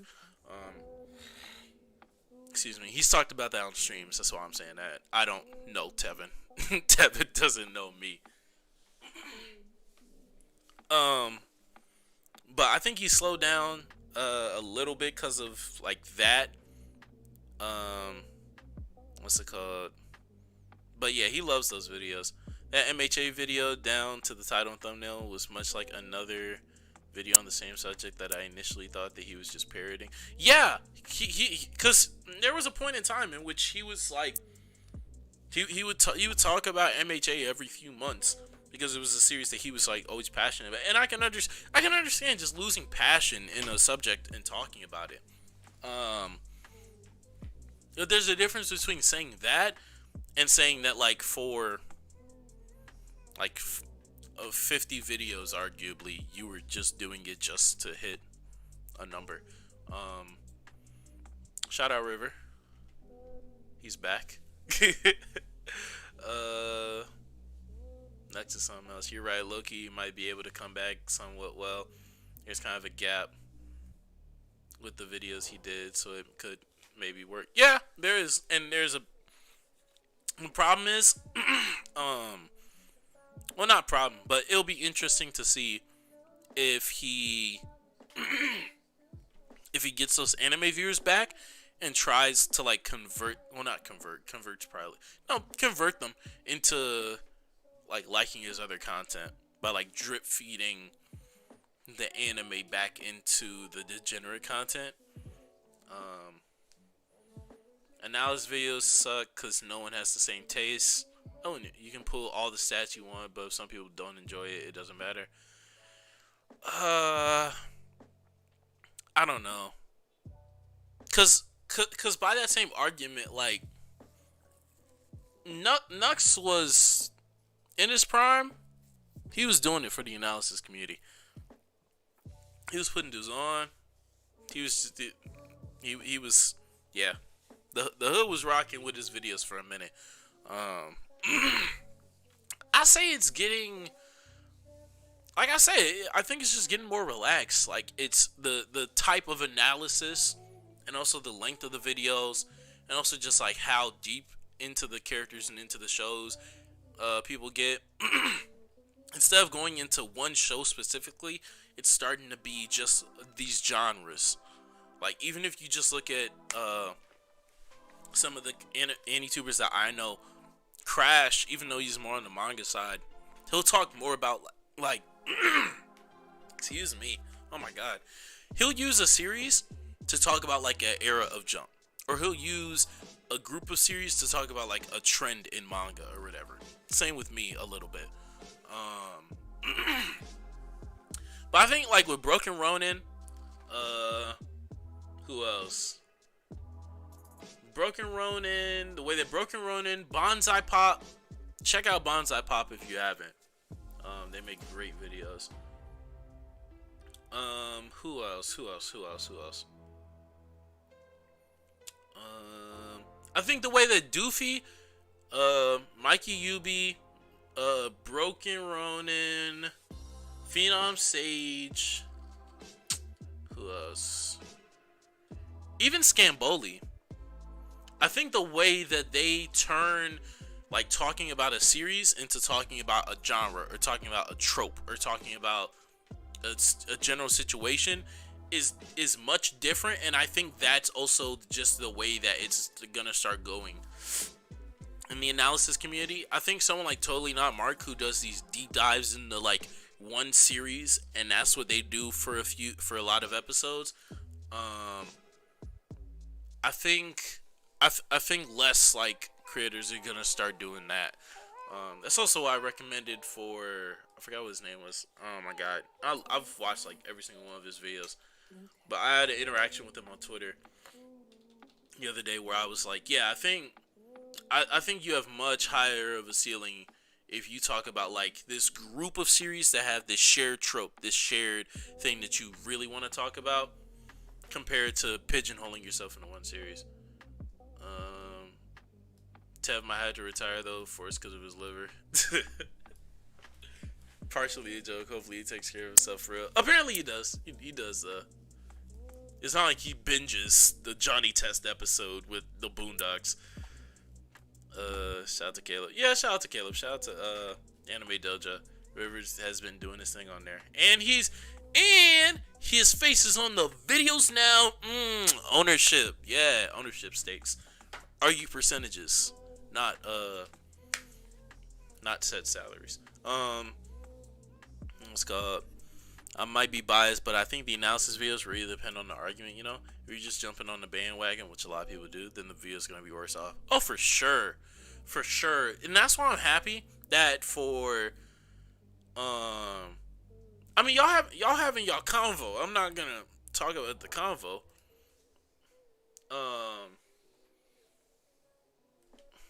What's it called? Oh yeah. Oh, you say you can ignore me. Okay. What was I saying? I'm happy that the best series that we've had in the past few years, not just in anime, but just in like media in general, like everything from an Arcane to an Invincible to a Cyberpunk Edge Runners. I think all those shows, like content hasn't been spammed on them. Like you have a few people that like kind of blow up from each series, but and those people like spam content. But aside from that, we haven't seen like just an oversaturation of people talking about Arcane. We haven't seen an oversaturation of people talking about Invincible even when it dropped, or even The Boys. So I think that's definitely a good direction to jump in. And yeah, it does depend on the argument. Um, I feel like more than anything, analysis videos, you have to strike the right balance of the topic being relevant, but not too relevant. Cause like you said, like if you're just talking about whatever the hit show is over that month period, you're gonna get drowned out more than likely, and also that's just bad for like the content as a whole community. Um, but like for me personally, I've been in ruts where I've talked about series that like just don't matter at the time. Like, why did I make an origami video? Why did I make a Attack on Titan series in the middle of right smack dab in the middle of when Attack on Titan and Attack on Titan Part 2 weren't airing? Like, why did I do that? A lot of people talked about Arcane, but Arcane wasn't spammed. And people talked about it, but they weren't over analyzing it. They were talking about it because I don't know why it got kind of buried. I think when did Arcane drop when Invincible was dropping? Because I watched Arcane late, so I don't remember what was dropping at the same time. But it might have been drowned out by like other established media, I think. But people talked about it. I'm not saying people didn't talk about it. I'm saying I don't think it oversaturated the analysis community.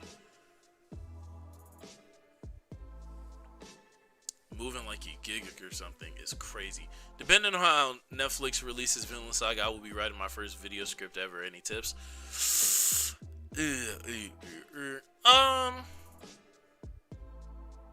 Don't write a script. That would be my advice. Not to say don't write anything and just freeball everything. I think that first and foremost you should start with bullet points, because it does allow you to have free thought more often. And I've seen you on the stream. You're more organized than I am. At least getting your thoughts out.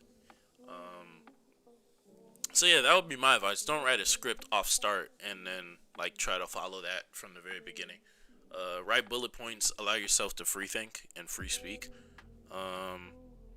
Now, if you think of a fire sentence, like write it down. Or if you feel like you need to keep yourself together, then yeah, write like a paragraph or two. But really, just focus on topic sentences at the start. The only reason why I do scripts, is because even though I'm a fire speaker and a fire writer, I get off topic a lot. So that's the only reason why I do that. Yeah. I don't know what you mean, but I gotta be like more upbeat and shit for the video. Oh, that's your combo. So a lot of people talk about it. Yeah, like I said, I'm not saying people didn't talk about it, but people talked about it differently, in my opinion. Like especially with The Boys and Invincible, a lot of people came out and were doing like comparisons to the comics. I'll say that's the closest thing that the community got to like oversaturation on those series.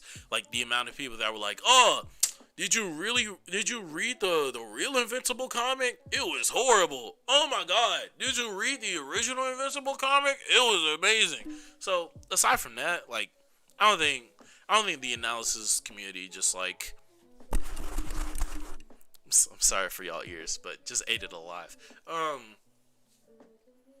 Man, haven't rewatched Arcane recently. I'm really thinking about making a video on it. Arcane's amazing. There's so much to talk about in that series. I'm I can't talk. I can't do it justice because I found the one guy that went crazy with Arcane content, and his channel grew. I think he has like 200K now. I think if I just type in Arcane analysis, his channel should be like half the results. Yep. Okay. Oh, I gotta show this. This guy has 81 videos on Arcane, and he went crazy when it first dropped. This is this is what I'm talking about. Imagine this, but imagine Nux doing it, iPatchWolf doing it, Giga doing it. That's what I mean by oversaturation, like this. But also, I've watched a lot of these. I don't know why it's saying I haven't. Well, no, I haven't watched like these. I don't care. I watched like these. Yeah. I even watched more of this. And he had his own like mini series within it too. He was doing like 1 minute analysis on basically like the world building of the series. He also took advantage of shorts really well. What'd he grow to? About 200K now, but he's diversified a little bit. I'm glad. I'm happy because happy he didn't get pigeonholed by that. But y'all see what I'm talking about.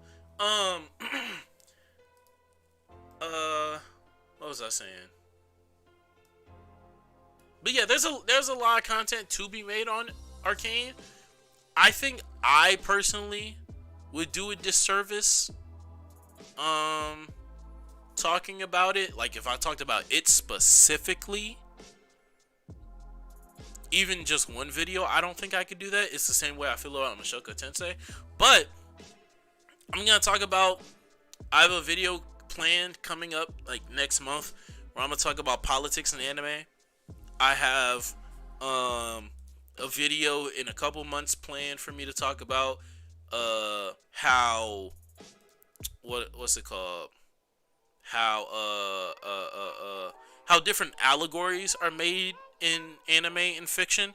So like basically I'll be using like Zone and Piltover as, you know, of course the Undercity and the Mega City and the politics and stuff, and how that's an allegory for different things, specifically in the black community, but just in the world in general.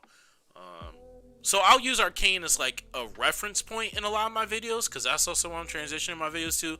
I'm gonna be like, if I talk about a series, it's a series specifically, and it's not like Teen Titans. I say that to save myself, because the next video is a Teen Titans video that's like 15 minutes long.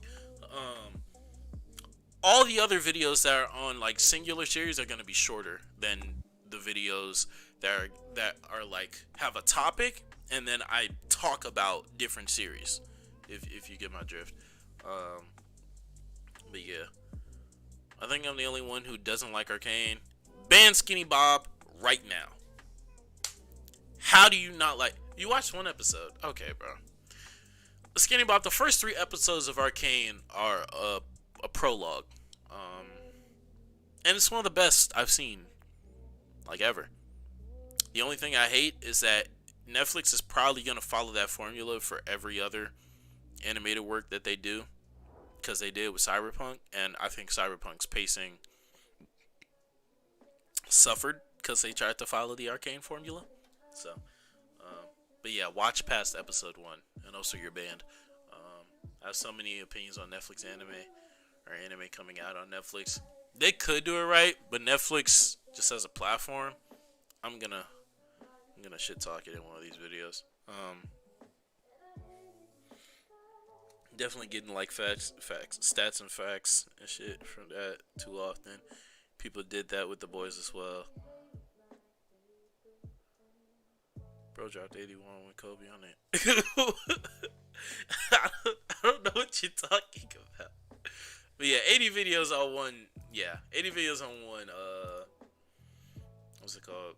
One series is insane. I also couldn't do it. I partially want to talk about gaming, but I think since I haven't played Persona 3 yet, and it's been in the background this whole time. I think I'm gonna wait because I do want to get some editing done so I could send a video off to River. Shout out River. He's editing basically like half the videos on the channel now. What's it called?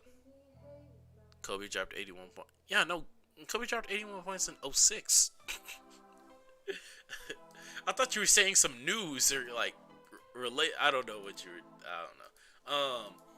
So I'm gonna save the gaming convos for later, and by later I mean like probably next week or whenever I stream next, because recently I was on the Flow Podcast. Shout out the Flow Podcast. Shout out. Well, the episode hasn't officially dropped yet, but we did a tournament bracket of the best anime of 2022, and I won't say who the winner is until y'all watch the video, or if you do the loophole where you go in the notification bar, and if you sub to them and have them on notice and it notified you for the stream, you can click that and watch it before they even publish it. That's what I do, because I'm impatient. But watch that podcast, right? Archie was on it as well. Shout out Archie in chat. And were you mad about Blue Lock beating? Why did you spoil? What's it called? It won't let you edit. This is annoying. Want to put it out today, probably tomorrow. Hopefully, yeah. But since we did that, right, and that was like a collective effort, you know, and how we did that, I decided I'm gonna be nicer. I'm gonna do a tier list so I can put multiple things at the top. Actually, I'm gonna do it on here so I can still see chat and just, yeah, do this. There we go. That's perfect. And this is all the anime I've watched. Ignore Visions. I forgot Visions didn't come out in 2022, but I'll rank it first then, if that's the case. And I'll do alternate. I'll alternate from the back and the front. Pause. So Visions, Star Wars Visions. I haven't rated it yet since it's not on Mal. I don't think it's on Mal. And it also came out in 2021, but I watched it in 2022. So haha. And I think, you know, it was an anthology series with a bunch of different anime studios just making their own Star Wars stories. It had some of the best visuals I've seen in Star Wars, probably ever, but at least since Clone Wars. It tells some very fun stories. It tells some very powerful stories. I won't say emotionally powerful, but they're just like, oh man, this is what Star Wars is all about. It has a lot of those moments. It has a lot of like high peaks without a lot of valleys. So I think for that reason, it's not quite a 9 or a 10, but I'll put it in A tier. It's an A tier series. It's definitely better than Rebels. Still worse than Clone Wars. Still worse than what other Star Wars media? It's about prequels level, in my opinion, if we were to power scale it. So yeah, that's that. Oops, I don't know what that opened to, but okay, now we're gonna go to the front. Attack on Titan Part 2. I mean, Final Season Part 2. Wait, let me see.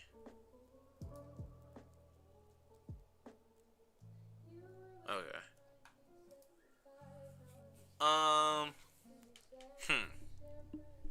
This is interesting. Let me tell you why this is interesting. Because I hate the model that Mappa is using for Attack on Titan, but knowing their Chainsaw Man situation, I'll allow it because they basically bet their whole company on Chainsaw Man, so they have to make their bread just stacking up series to animate. And to do Attack on Titan justice, they have to split it up because they're not gonna split up their team because they only have like 300 employees. So I don't know if these episodes that we got from AOT Part 2 are necessarily like S tier. Like, I know the show is S tier. Season 4, Part 2.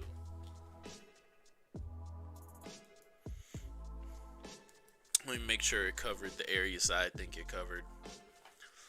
Yeah, it just covers each spot. Yeah, okay, so from Levi's injury to the twist. Yeah, okay. So from Levi's injury to the start of the rumbling. I don't know. Let me see what y'all saying. JoJo's awakened something in me. God, Archie. JoJo's isn't even your favorite anime. AOT part 2 is like a 7 for me, honestly. Really high highs, but as soon as Eren left, it was so much less interesting, and I never had that problem with the earlier seasons. I understand that. I can understand that. Let me make sure it covered what I think it covered. So it covered them going back in time. Well, going through his memories at the very least. The reason why I don't feel like that, like I don't feel the drop off when Eren leaves, is because as enticing as Eren's like character switch up is / was, I like to see when these switch ups, when these main when these main characters, I'm just gonna close that tab. When these main characters do leave the cast, though, the biggest mistake you can make is not showing the supporting cast react. So Eren just basically declared war on the entire world. He abandoned his friends. He's officially left them and their enemies now. Now all his enemies are teaming up. His friends, the people that we spent the rest of the series, caring about and having their plot revelations happen and things.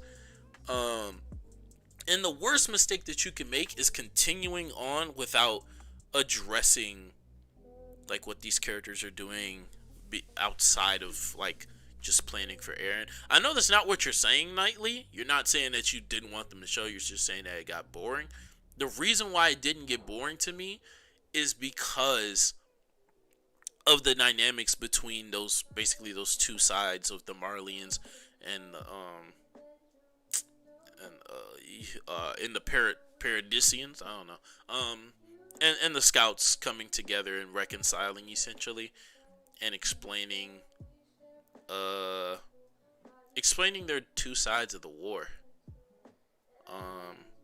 Because it ties back to the overall theme of the series to me of the destructive nature of war, because it pits these sides of people who were once on the same side back to the same side. It brings them back together with so much context now of their relationship given, with so much of the status quo changing, with so many things happening, that just seeing them interact to me is interesting in itself. So I guess that's why I feel differently than you do. That's fair, yeah. It was fire too. It was a 9 or 10 for me. AOT was carried by Eren this season.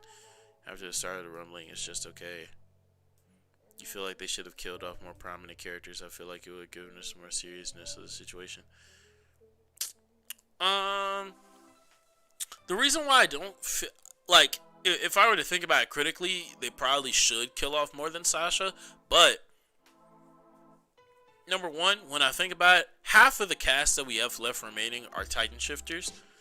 2 of them are Ackermans. Y'all will understand why that's important in the finale. Actually, no, I think they explained it in this arc. Tell me if they explained it so far. I have a horrible memory. And the other ones, like, they're all leading the army. Like Jian, Connie are like leading the army now, or like they're top generals. So it makes sense for like literally the most capable soldiers in your army to be two of the only like true humans to survive. Because we've had. Wait, did she die yet? Wait, let me make sure. This is a big spoiler if she hasn't died yet. But true, I just read the. Oops. Oops. Anywho, we I don't know. I feel like Sasha dying at the start of this like last war. I feel like Sasha dying was enough. The reason why I feel like it was enough is because of what she represented in the series. And what she represented was the last bit of hope. Yeah, I realized that afterwards. I'm gonna, you know what? I didn't know if it was spoilers or not. Okay, yeah. I think the only person that hasn't read it is River. Which, I hope River didn't look, but yeah. And literally, I just moved the YouTube studio to the other screen, so I don't know why I didn't also move the wiki page. But you're right. What's it called? But yeah, I feel like Sasha's death genuinely, because of her like status is basically the only like positivity left in this world.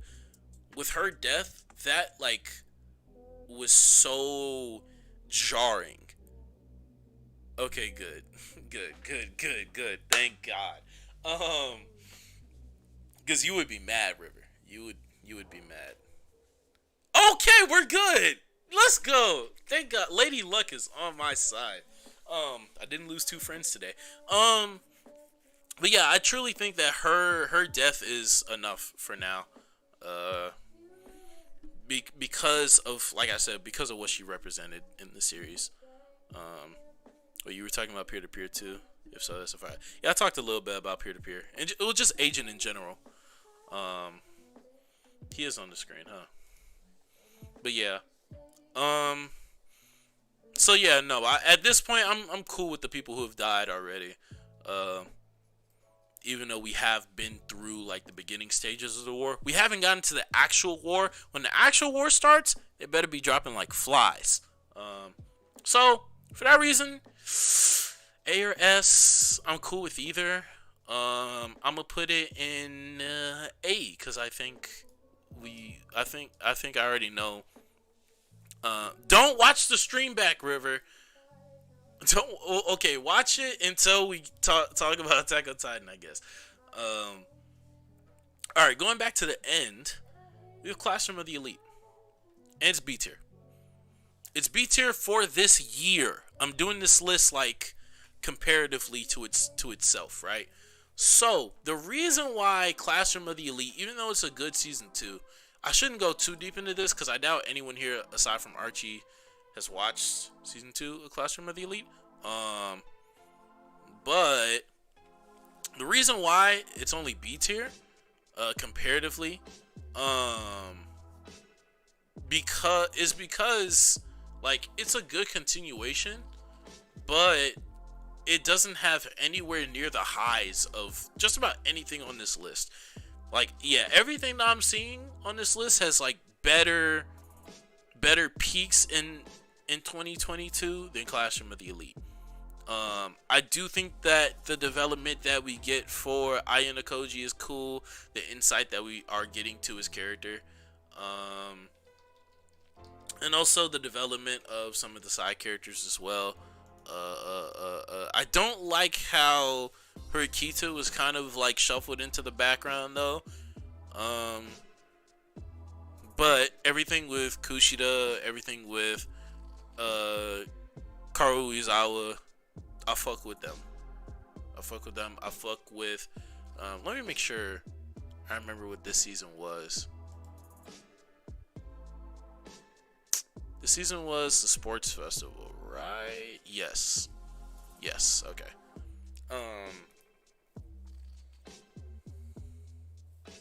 Yeah, I fuck with everything that happened with Kushida, and it was a good continuation of the story that they had already set up. It just didn't have like the peaks that everything else had. So that's truly what it is. Uh, Back to the front, we have Spy Family, and I think I split up Spy Family. Yeah, so this is part one. This is what came out earlier in 2022. I think it was Spy Family. Spy Family got off to a great start. It was just like wholesomeness, the anime, and usually I'm not for that. Not like I'm an action head or anything. It's like the show. It's like some shows like that.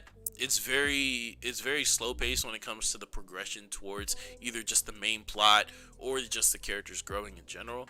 But I think the hijinks that they did get up to, excuse me, even in just the first part of the season, were still entertaining enough to keep me caring about the characters, at least for as much as I could for the first 12 episodes. Um, and it also, like, I think most of us can tell where this series is going a little bit. Um, Conflating the missions of both of our characters, and then putting them in this family situation that they're like eventually starting to like, and is kind of like a separator between them and their actual lives that they've lived so far. And having it all culminate together with their secrets, like that they're hiding from each other, producing something that they're genuinely like deciding to care about more and more. So I'll put that in A tier, and then part two I'll put in S tier because I think it does that, but just better. And pretty sizably better. We get more into the story. Expand the cast with the dog, even though they do forget about the dog. Well, not forget, he's just not relevant. But I do think from here on out, I am going to expect more progression to happen over the course of the seasons. And we did see that in season 2. We saw progression towards the main mission of getting into the Desmond family. We saw more progression of Anya and her just school hijinks and fitting in. So I think the cards are in place for things to actually start moving, whether it be with the story or with just these characters that we're starting to love. River's coming back. Bet. Out of curiosity, how'd you feel about the new season of MHA? Well, here we are. Well, actually, you know what? I'll do the back. I'll cover MHA. So, season 6 was great. I know you recently watched that My Hero video, and that video covers like most of this season. But even then, I still have my criticisms. Like, that hasn't gone away. Like, I'm mad at My Hero again. Like I was telling you, like, it's kind of like I was watching the anime, forgetting about my criticisms, and like now, it just all rushed back to my head, and I hate it again. So much so that I don't know if I'm gonna watch the rest of the season, because I'm just so mad that I know it's coming. But genuinely, so far, it's good. Because half of the problems that I will have with the series haven't reared their head yet. They haven't reared their head yet. And the production value of the anime has also uplifted the war arc beyond what I think Horikoshi was able to do in the original one. The only thing that I think took a downgrade, which sucks because that's like the highlight of the season so far, is the Nabi reveal. I don't think that I don't think that they took full advantage of it being in animation now compared to just like adapting what's on the page. So it just wasn't as great as what I thought Bones could do. But beyond that, it's still a good season of anime. A great season of anime. So I'll give it the same that I gave like season 3 or season 2, A tier. Spy Family needs to speed up. I agree. Basically, tired of waiting for the mission to progress. Well, it does in part 2. I know they finally got to the next season. Yeah, yeah. How you feel about daddy issues? Just in general. How you feel about daddy? Oh, because that's what MHA feels like. This is where the Nux comes out of me. Pause. But like, I feel like the most enticing part of My Hero is how not only the generations interact and like pass down their burdens and pass down also their blessings, whether it be in the form of these powers or whether it be in the form of the past generation's sins and mistakes and shortcomings, like we see in Endeavor, or the lessons that are taught in Gran Torino, or the mistake that should come from seeing how All Might was able to fall, and as a result, society. That should come with Deku, and should come with Shigaraki, but we'll see that later. But yeah, I feel like the daddy issues in MHA are like the generational issues that are in MHA, which goes back to the society and how it all interacts with each other and feeds into each other, which is the best part of MHA. So, I guess I like daddy issues. Dude, the animation is killing me this season. Not because it isn't exactly like the manga, but the art direction is taking away from the darker tone of the arc, in my opinion. That as well, because and I'm interested to see what this change up is gonna be for the later half of the season, because like I guess changing the art direction didn't change from previous MHA. In MHA, the anime was always such a bright series, so I understand what you mean by like expecting, a freaking war arc to have a darker tint, or any of the, so like, especially considering the fact that like there's death and destruction and stuff everywhere. Like the clouds in the sky should be filled with the feeling of dread, and have the smoke and the ashes of all the falling and crumbling buildings and the death of the heroes. Like, imagine, oh my god, imagine if as as Dobby's doing his reveal, you just see the sky behind him change into the ashes that are arising from Shigaraki's like destruction, and then the blood of the heroes that are dying.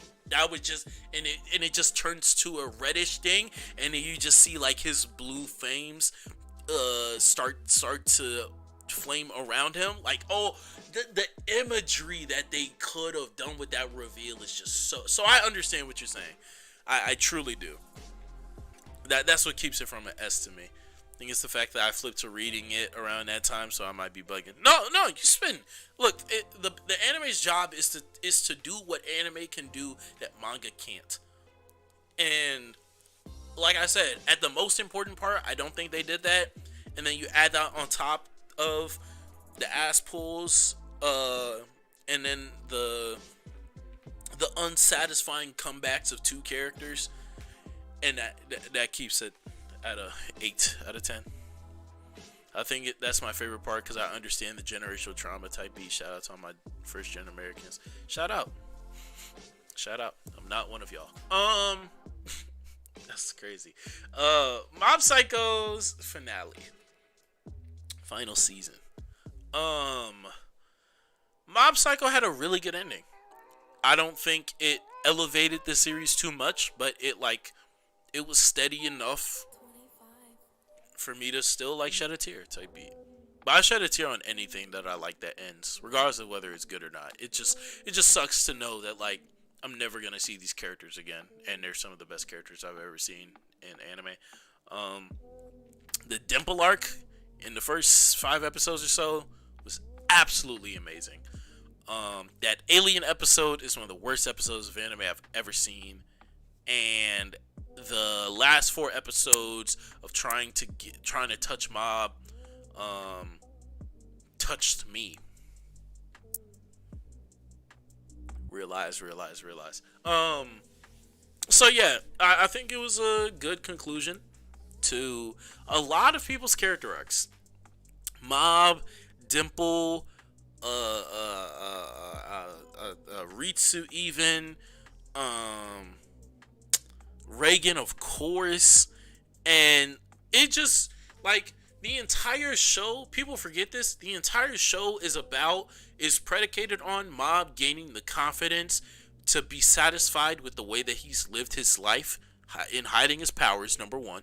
Number two, to improve his life and improve his confidence to the point to where he can confess his love. And number three, reach a balancing act with his powers. That's the whole point of the 100 gimmick, to show Mob's emotional instability when it comes to anything involving his psychics. And the last 4 episodes handled that greatly because that's all it was about, which is why it needed to be a big thing that he was so emotionally unstable and pushed to his limits when it came to the one thing that he had left to accomplish in the entire series. He changed Dimple's heart. He realized the truth about Reagan. He made friends. He got stronger. He got closer with his brother. He fought evil. He saved the world. The last thing he had to do was ask out a girl. And the whole point is that that's the most mundane thing that's ever been done in the series. But the fact that it was dragged out is actually more of a commentary on what the Mob Psycho series is. It's about this mundane person with the powers of doing something extraordinary that only cares about being just like a regular human person. He cares about the same stuff that the average 7th grader would care about. He just has psychic powers. And I think that's beautiful. So, as a result of being a good conclusion to one of the greatest animated works that we've ever seen, it gets a S tier. It gets the prop up from the rest of the series, but endings have to be conclusions for the series beforehand in general. So, I think it's fair.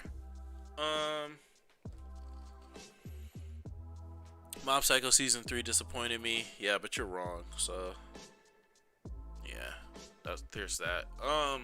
Kaguya-sama's conclusion, because it should be. I lie. I mean, I've talked to some people about it after my original take of me saying that I wouldn't watch the movie when it comes out next month in America. And Season 4 eventually. I can understand it continuing, and I guess I'll give the movie a chance, but this really felt like a conclusion to me, and it was a really good conclusion. I don't think it peaked as high as Season 2 did with, I forgot his name's development. It's not Nishinoya. I forgot. But, I mean, it was a satisfying ending. Now, it didn't elevate the series. I don't think it brought it down. But it was like, right at that level. And, I mean, I guess I can't grade it on knowing that there's something coming afterwards. Which would leave a bad taste in my mouth. But that kiss did leave a good taste in my mouth. So, A or B? A or B? Because it's a solid ending. But like I said, it doesn't elevate the story at all. So I guess I'll say B tier. Yes. Alright. We're gonna speed run through damn, we can't speed run through this one, can we? Here's Chainsaw Man. I love Chainsaw Man. If you watched my previous video, you know that Chainsaw Man is my favorite anime/manga piece of media ever. Season 1 was cool. Season 1 was really cool. It still had some development. Not as much as I know the later series will have. It had amazing action. Still not as great as I know the rest of the series can have. But compared to the rest of the year, still had some of the best action of the year. Only rivaled by series that actually like focus on their action. Um, and none of the series so far up here, with the exception of Mob Psycho, have close to the action level of action that Chainsaw Man did. Um, People are not ready for season two. The Rize arc is gonna squash heads. Swear to God, the Rize arc is gonna squash heads. What else are they? Kwanzi is gonna squash heads. What else good? What else? What else are they gonna adapt? Let me see. Chainsaw Man arcs. What's after the Rize arc? Bomb Devil, International Assassins. If they get to the Gun Devil arc, if they get to the Gun Devil, okay, so this first season adapted um the first 40 chapters. If they get to the Gun Devil arc, it's over.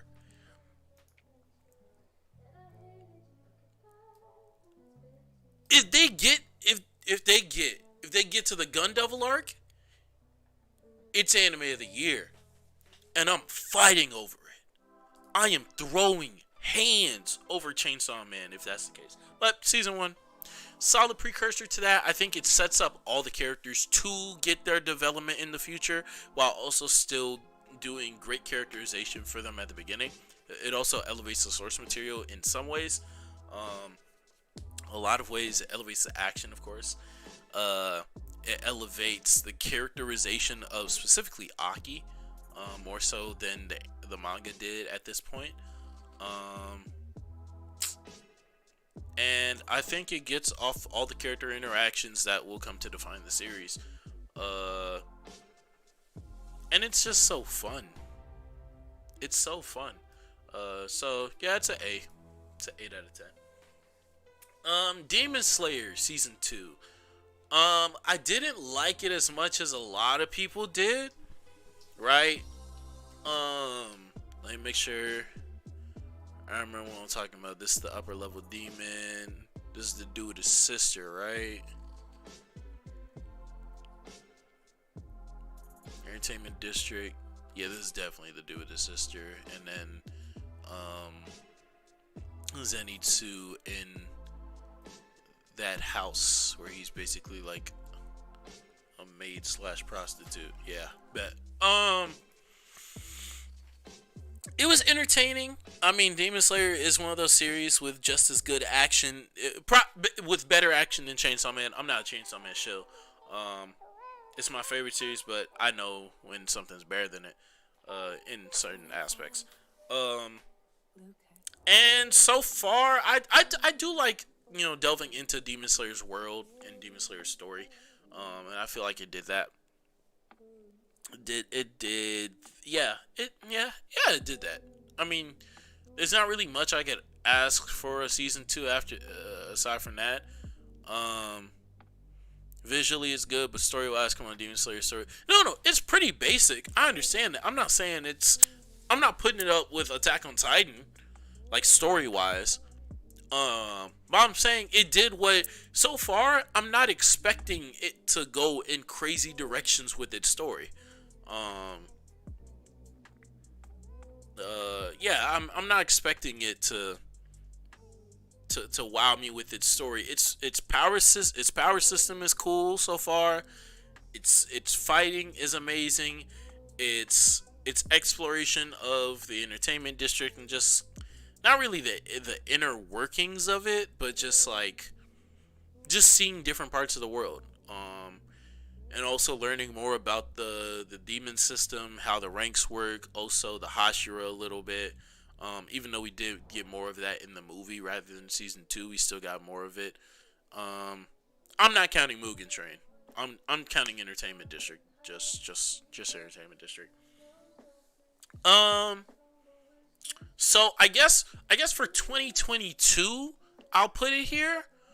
But just know it's a better series than a seven. But for 2022, it was like I said, like these are. It's a good continuation of what was set before. Uh, nothing crazy. Still stellar visuals, amazing fight scenes. And just keep trekking along. Gonna cook some food. I'll be back in the flash. I got you, bro. Well, this is probably gonna end off the stream when I'm done with this. So, I mean, but yeah, eat swell, bro. No cap, because I cannot cook when I get back on campus. So I envy you. Call of the Night. Call of the Night was a fever dream, because I don't remember it. Not like crazy. It was just a vibe. And usually I'm not one to watch stuff to catch a vibe. But I knew what Call of the Night was going into it. I didn't read the source material, but it was recommended to me by one of the only people that I actually messed with back in high school. Or at least at the school that I was at my last year of high school. He had recommended it to me. I read the first few chapters and I heard it was getting an anime adaptation and I knew that it would be better in that. And it is. It's a really good series. Like I said, it's just a vibe. I mess with the story that we've gotten so far. It's not super deep, again, like Demon Slayer. Um, but the mood and the atmosphere that the music and the visuals set, despite its like pretty bland animation style, um, it uplifts, I think, the source material so far, and I'm interested in these characters enough to keep watching. So, um, it's not bad. It's not bad at all. Bleach. Bleach in the 6th episode. I dropped Bleach. Halfway through the season. I know.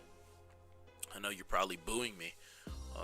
Boo. I would, if I had a soundboard, I would boo, boo, boo, boo. I would do that. Bleach. Bleach was good. I've never been a super Bleach fan. I've never attached myself to any of these characters. Part of that might have to do with the fact that I binged 300 episodes of anime. I don't know. You tell me. But this art, like, it looked amazing. It was amazing presentation. It's hard for me to just even rate it in general. I'm not gonna lie, because I more so just view it as an event. You know, that I didn't really like look with a critical eye. I also don't look at Bleach with a critical eye. It's not bad. Like I said, in the 300 episodes I watched of Bleach, I never connected with these characters. So even though it came back, like, first off, I know most of the events of the last arc, most of the major events and twists. Like what happened in the last episode, I knew that already, because I just know people that have watched Bleach, and I know Bleach fans. But I was watching like 10 anime at the time. I'm not gonna watch an anime that I just don't care. I just don't care. The only reason why I watched was to see like how it was gonna come back in stride, and I can definitely say that it was it was amazing. The part that I did watch, it bothers me that Ichigo is somehow everything in this show, and out of the old school anime back then, he's the most boring. Ichigo suffers from the fact that he is the reactionary character out of the big three. He's also a reactionary character compared to everybody but like Natsu. But for the most part, Bleach handles that well because he's so involved in the story. Because he's connected to everything and he cares about his family and the people that are close to him and the people that he forges these relationships with, it makes sense that when things happen to other people or he gets dragged into something, that he'll still that he's still entertaining, that he still cares, that he's still involved. Because even though he's reactionary, the things that he does care about are involved, which gets him involved. So that's what makes people say that he's like the most boring protagonist out like the big three, or out of like if you include Gintama, or if you include Yu Yu Hakusho in that comparison or whatever. Be like, yeah, he's less active I don't think that necessarily means boring, but boring is the most subjective thing. But he is reactionary. And there might be a little disconnect of, after 10 years getting dragged into another story where he has to save the Soul Society. So on some Soru shit. But Sora on some Sora stuff. I liked it, but I made this tier for a reason, and it's to send it to River. So yeah, I gotta put Bleach below everything. Type B. Akaiba Maid War. I really liked it. It was really cool. It was way better at 1.5 times speed.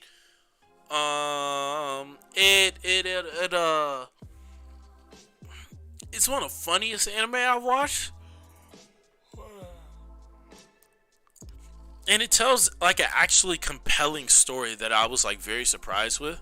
And it actually got me to care about these like very goofy and very just like outlandish characters. So, pretty simple. I'm gonna put it in B tier. It's pretty good. By the way, most of these anime on here in a vacuum, if I wasn't comparing it to other stuff on the list, I would give it an 8 out of 10. Rome's about to unsubscribe. I seen the notification that you subscribed. He came to this stream at the wrong time. He's just seen Bleach get put in C tier. It's not actually C tier. Is the anime really good if you have to watch it at 1.5 times speed? You can make that argument. I personally aren't going to take it from the anime. I just think that has to do with the type of pacing of comedy that I like. Like, I like comedy where, like, you do a quick cutaway from the joke that you just told. Which is why, like, even in real life, when I'll tell a joke, when I've thought of a joke and, like, I say the joke, I say the punchline, I, like, walk away. Or, like, I move on. Or, like, okay, let's say we're at the lunch table and I just said something, like, really funny. As soon as I say it, I'm going up to throw my plate away. Because, like, I don't know. That's just how humor is to me. I like cutaway humor. And if you watch the videos, it's the same way. Like, I'll cut from a joke that's, like, written, that's, like, pretty funny. It'll have the punchline, and then I'll go back to my serious voice. Or it'll cut to a meme, like in the recent video. What's it called? Well, in the recent video that I edited, it hasn't come out yet though. Is that JJK0? Oh no, Akaiba Maid was at the front. We go to Blue Lock. Blue Lock was cool. Blue Lock got really better after the twist. The trader thing didn't do it for me at all. That was weak sauce. That was a lot of weak sauce. As the season continued, I started to agree with one of my friends, RJ, more, because his initial complaint with the series was that it took itself too seriously. And I didn't view that at first because I saw a lot of like self-deprecating humor, but then we started to see more extreme characters be introduced. And I do agree with him a little bit that I do think the show takes itself a little bit too seriously. But beyond that, I mean, it's still a good series. It's an entertaining watch. It subverts expectations that you would expect from a sports anime. At this point in time, focusing on basically the opposite of the good boy teamwork.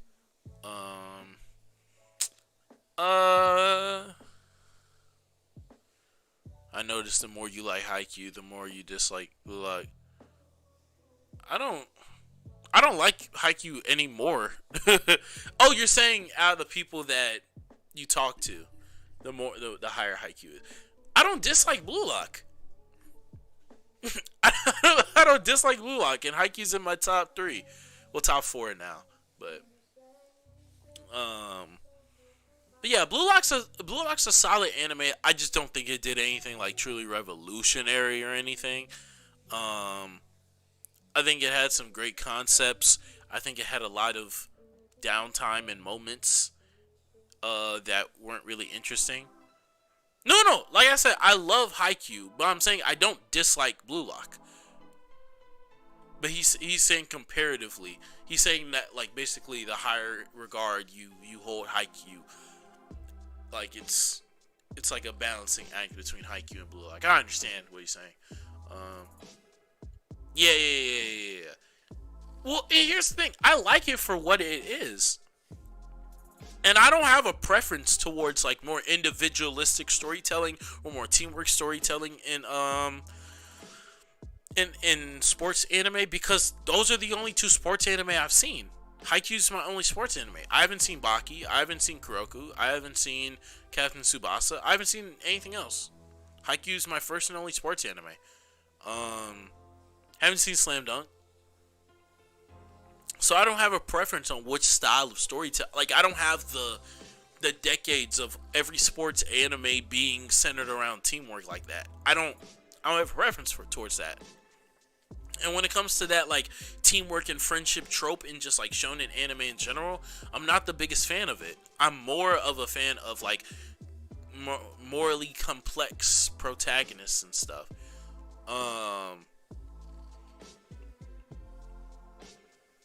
But it has nothing to do with that really for Blue Lock. It's just how, like I said, how serious it takes itself knocks it down a little bit. Not like a full letter or number or anything. But I did, notice I agreed with that sentiment more, the more as the show went on. I think that the down moments are really down.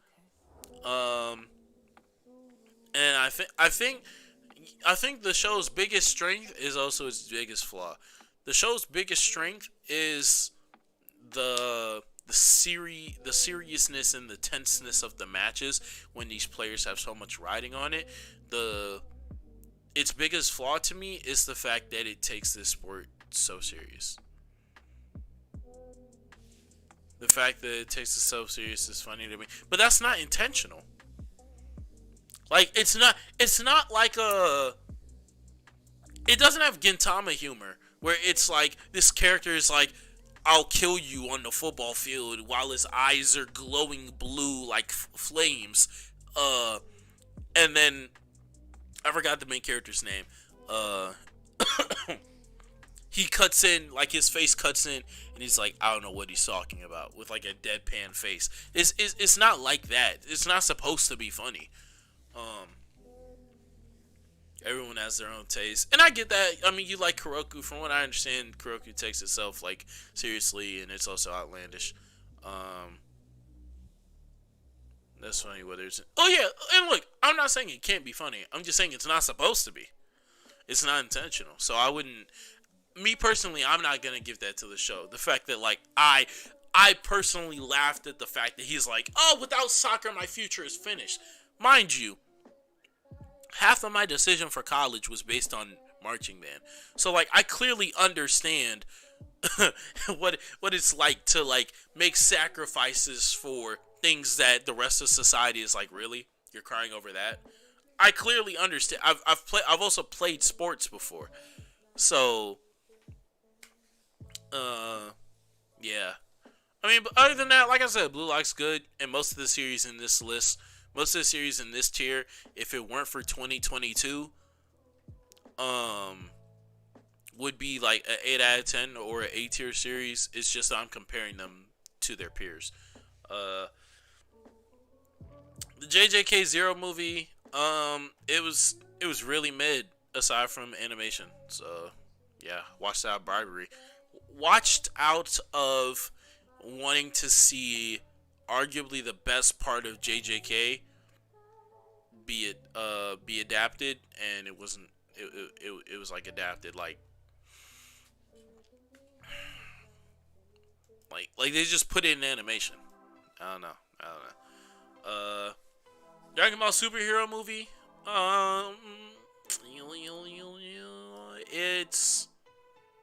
It's cool. The animation is really good.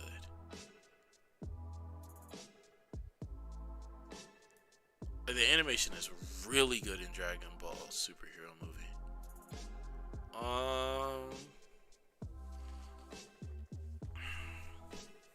And even the plot with the two brothers, like I found myself caring like about them actually. I can't believe this JJK0 was so good. Part of it has to do with the fact that I've read JJK0 and I'm comparing it to that, and it didn't elevate the source material at all. And it's like 4 chapters, and I'm like, how?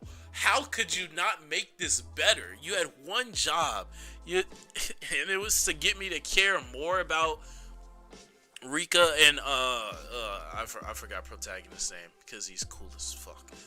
It was to get me to care about these two more than I already did, and it didn't do that at all. It's like your job was supposed to get me to convince me that it's hard for Gojo to fight his best friend.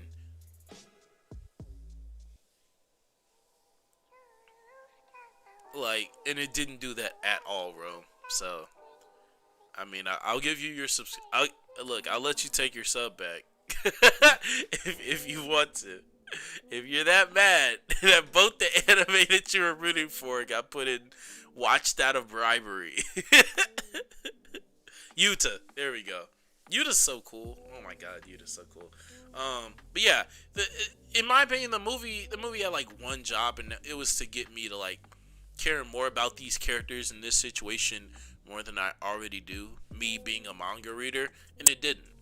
It didn't elevate the source material, in my opinion. So, there's that. Like I said, Dragon Ball Superhero has amazing animation. It even got me to care about those brothers. So I'll put it in B tier. I truly do think it's better than JJK0, like as an anime movie. Also, it was just good to see our band of Saiyans again and aliens in Yamcha. We didn't see Yamcha, not that I remember. Yamcha's not in that movie.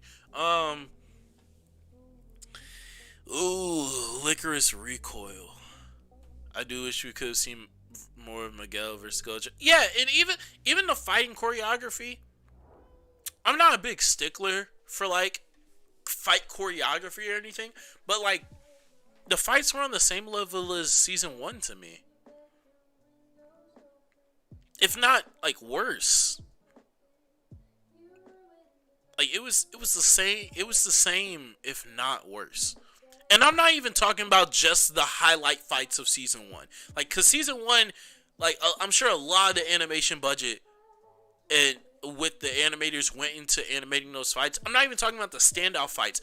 I'm talking about like Volcano Head versus Gojo part 1. I'm talking about like that. I'm not even talking about Gojo versus Sukuna. I'm not even talking about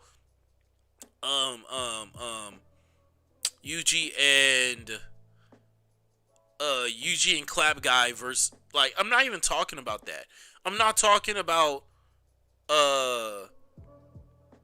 Megami and I'm not talking about those fights. The Miguel and Gojo fight, oh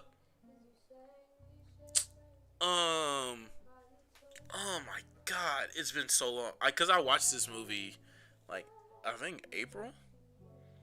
Cause it had already been out for a minute, and I saw like a fan translation or something. But a few of those fights, like, just they weren't like that impressive. Especially if I were to consider it, if I were to grade that movie based on the budget that it had, nah, you don't want me to do that. You don't want me to do that because that means that it should be higher quality everything than season 1. But nevertheless, it's not a bad movie. I'm not saying it's a bad anime movie. It's just it didn't elevate the source material, in my opinion. Welcome back, Nightly. I've crushed some souls. I got bribed to watch Bleach. Bleach isn't bad. I dropped it halfway through, but that wasn't because it's bad. I dropped it because I don't care about Bleach. but it's a great anime. Like it's still great. Like the animation was great. The presentation of like you can if you, even if you didn't have the context that Bleach had taken 10 years. You see, here he goes. Here he goes. I'm not even saying that in quality it's like worse. I'm saying that because yeah, I just personally don't really care about this story or these characters. So that's what drove that, and to make River mad. River's my editor. Name first is crazy.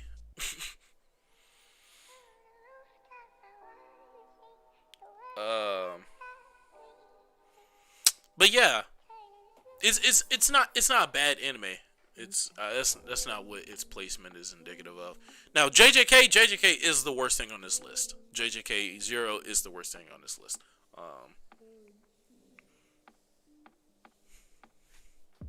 Hey, I don't know what to tell you. Okay, Licorice Recoil is arguably my anime of the year. I don't know if it is or not. I think Ichigo not having a goal bothers me. Like I say, he's the most reactionary protagonist out of You're not just my editor. But it's funny for me to piss you off and you be my editor.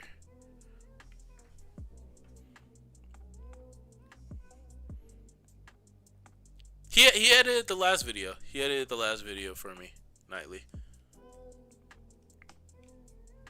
He's genuinely my friend now. Cardiac again with the worst opinions. And I think Andrew's a Bleach fan too. A lot of main characters in the 90s and 2000s had goals. Yes, I'm not mad. I mean I understand what you're saying. You're not saying anything wrong. I understand what you're saying. Okay. Anywho, I understand what you're saying. He's just a reactionary character. Like Spider-Man is one of the greatest written characters of all time, depending on the story. He doesn't have a goal. He's reactionary. Shit happens to his friends, he saves them. Shit happens to the city, he saves it. Niggas be niggas, he beats them. Like, Spider-Man is one of the greatest characters of all time. He's reactionary. Same with Ichigo. I don't think he's one of the greatest main characters of all time, but he's not a plot device. He's reactionary. Yeah, I was about to explain it again, Andrew, but basically Bleach is there just because I don't care about it, not because it's bad. It's a A tier at least, even compared to this year. Ichigo is Ichigo. Okay. Licorice Recoil is arguably my anime of the year. I don't know if it is though, because I haven't sat down and like truly thought about it. But it's S tier. It's able to get me to care about these characters almost to the level that I care about characters in Mob Psycho. Almost to the level that I care about characters and what else has great character writing? Damn, character writing was really weak this year. I guess AOT. But yeah, it's top 2 in character writing of the year at least.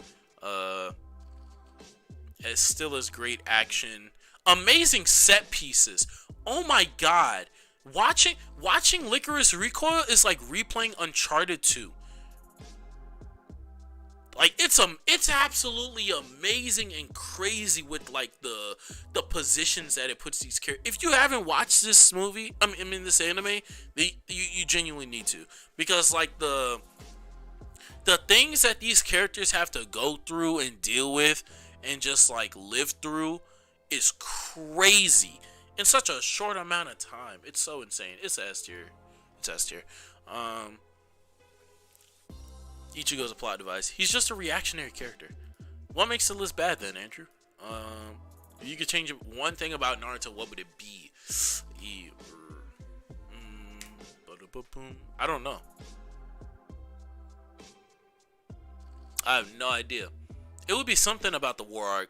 It wouldn't be that it would end earlier. That's stupid.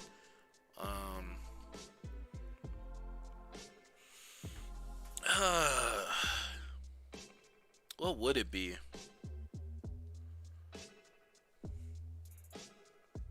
I guess I don't. I don't think Naruto should have had a final villain. Like,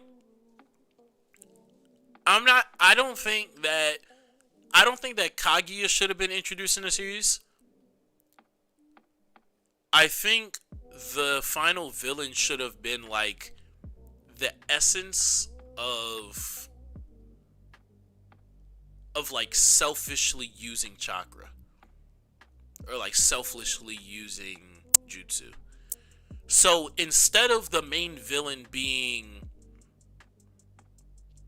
how the women are written as well, how the women are written as well, that's a big thing. But I don't have an objectifiable thing to be like, oh, I think this person could be like I don't think there's room in the series that's written. I can't see room for like the characters to get more development than they did, which was like not really much development with the exception of Sakura a little bit. But yeah, the main thing that I would change is there wouldn't be a final villain. Like technically the last antagonist would be Madara in my rewrite, but I would write it to where instead of the focus being on Madara, the focus would be on how Madara was basically corrupted by. Hello, did it disconnect? I think it disconnected for a second. I hope we're back. My fault. I don't know where it disconnected at, but I'm just gonna restart a little bit. I would have rewritten it to where like it would have been the essence of just like misusing jutsu. So I would have connected Madara's life to how eventually Tobirama was able to misuse his jutsu, was able to misuse his influence, was able to misuse his power in the village to be racist. How the Uchiha's misuse and like over reliance on jutsu led to them not only like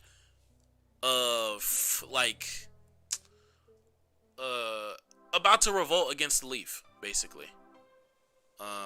Yeah, yeah, Black Zetsu would be. Yeah, okay, that's a better way of putting it. I would use Black Zetsu as that like device of basically people throughout the history of Konoha falling victim to this abundance of power and falling victim to that. It would be, I would turn it into how the nature of like powerful people just in general can corrupt. That's what I would turn it into. So there wouldn't be a final villain. That's what I would change Naruto to. That's a good question though. Name first. What anime or DC films are you gonna watch this year? Sorry, I just got back. There was a tweet about it. There was a tweet about it that I found. Of like all the, I guess, nerddom movies that are coming out. Movies coming. Oops. But I'll do it. I'll do it at the end of the stream. But I'm about to pull it up now. 2023. It was something on Twitter. Yeah, I found it. Okay. I'll do it at the end of the stream though. Storm. I think that's what I'll call you. I think I'll call you. Tanjiro is basically Ichigo with a. Okay. If I could change, yeah, how the women are written. That's a good one. I just don't know what I would change it to. Well, if the final villain was Black Zetsu, but Zetsu being the soul of the Ten Tails, it would get revenge on everyone for abusing and misusing him. It would also parallel the relationship between Naruto's. Hey, that sounds like a good revision. Not gonna lie. That sounds like a great revision. It sounds better than mine. Not gonna lie, because I was trying to think of it on the spot. what's it called? That's a great revision. If Black Zetsu was the soul of the Ten Tails and basically the embodiment of his feelings towards humanity, I like that. I really like that. Not gonna lie. Where's Boruto on the list? I hate you. But yeah, I hope we're still live and still up and running. But okay, let me finish this list off with. I'll go to Bocchi first. Bocchi was an anime that subverted my expectations. I expected not to really like it too much. But everything from the references to the development of Bocchi herself to the music and how that was integrated to how the characters bounced off each other and just the fact that I'm a stickler for how parties are in anime and how they're utilized, and this party is they have great chemistry, and the thing that brings them together is consistent throughout the whole anime, and it doesn't really lose its focus. So it's a solid anime. Question is, do I enjoy? I definitely enjoy it more than Call of the Night. I think the thing I enjoy most here is either Blue Lock or Kaguya-sama, and I think I like Bocchi more.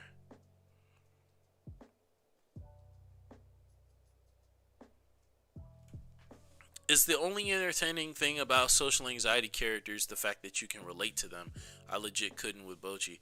For me, it's not, because even though I do have inklings of social anxiety, it's never been crippling. So, and especially the way that anime portrays it at times, it can be cringe. So, not for me. For me, it's the growth. It's seeing the characters grow. If now, granted, Bocchi is still awkward as fuck.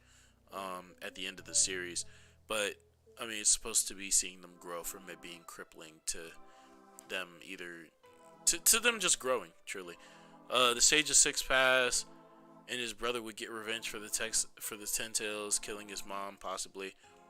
The reason for killing her also would fit her story in actual mythology. If Zetsu was used properly, he could have done a great send off for the series and easily transition into Boruto. Sorry for getting. No, you good.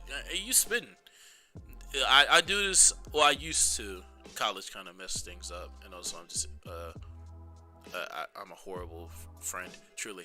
Me and my homeboys used to just go back and forth talking about the nerdiest shit with anime and just different series. Just talk about our basically the stuff that you'll see on Twitter. That's just what I was talking to my friends about, throughout half of high school and then middle school. Everything from theorizing Marvel movies to my homeboy, shout out Isaac if he ever watches this. He was telling me how he used to just come up with different powers in anime, and specifically oh my god, Zanpakutos, different Zanpakuto names, and just shit like that. And I don't know, I find that shit very interesting.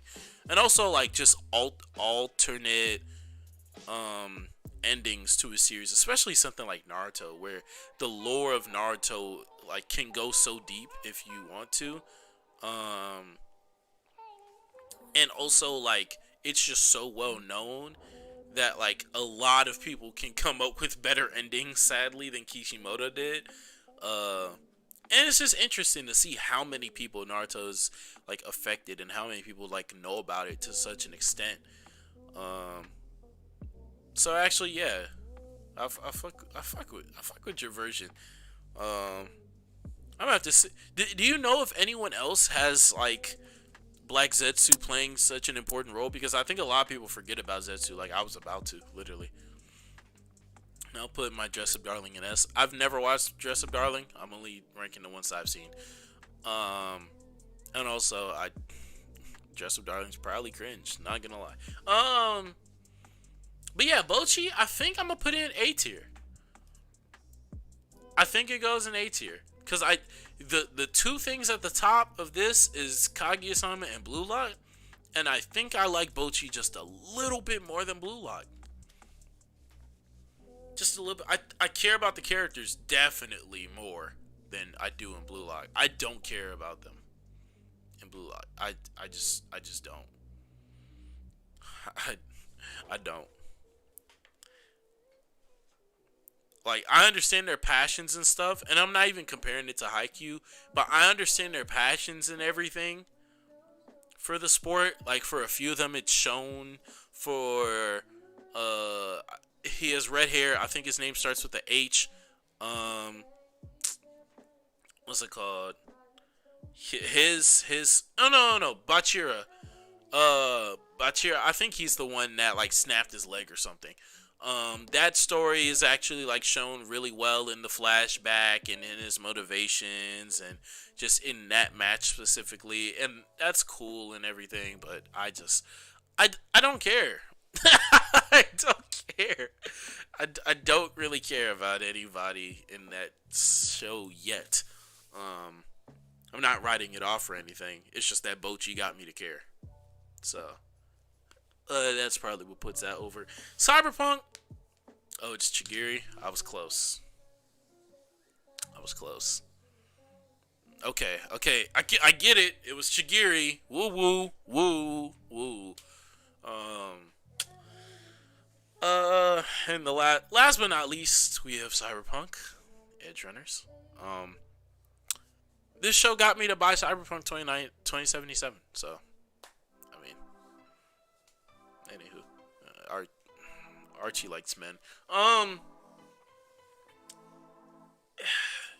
Edge Runners told like a really personal story with David, and it was still able to do that while like setting up the cyberpunk world to be a setting that could potentially tell so many other stories like him, of just falling through the like being the person to fall through the cracks of society with these cybernetics, with the enhancements in the series, and just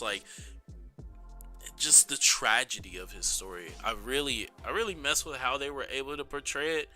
I do believe they sacrificed some world building and some side character writing for it, but they were still able to make an entertaining cast.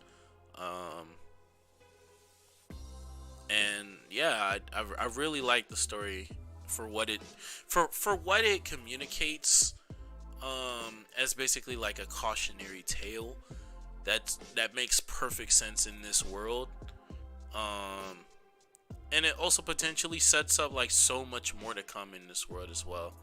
So, I mean, it's one of the best shows of the year. I'm not gonna lie. So this is officially the Cardiac Kizzle, the K Kizzle Anime 2022 plus Star Wars Vision tier list. If you want me to sort it in its actual like tiers, I'm doing that right now.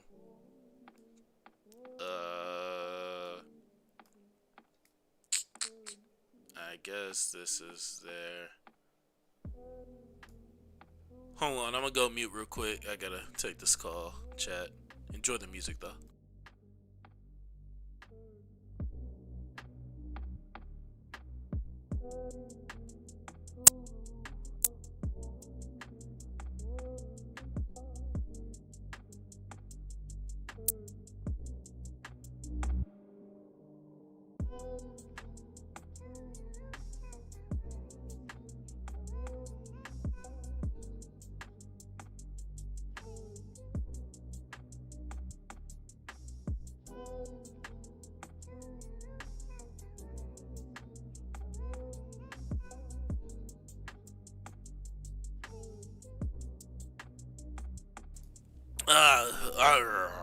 Sorry, chat.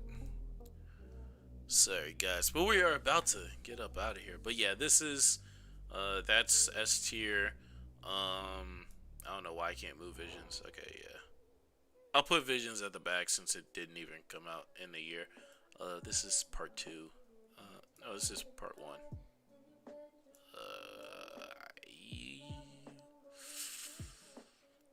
I'll put it right here. That's a yeah, because I still think Attack on Titan is like borderline S tier, but I'm cool with it being an 8 out of 10 for the year. Excuse me.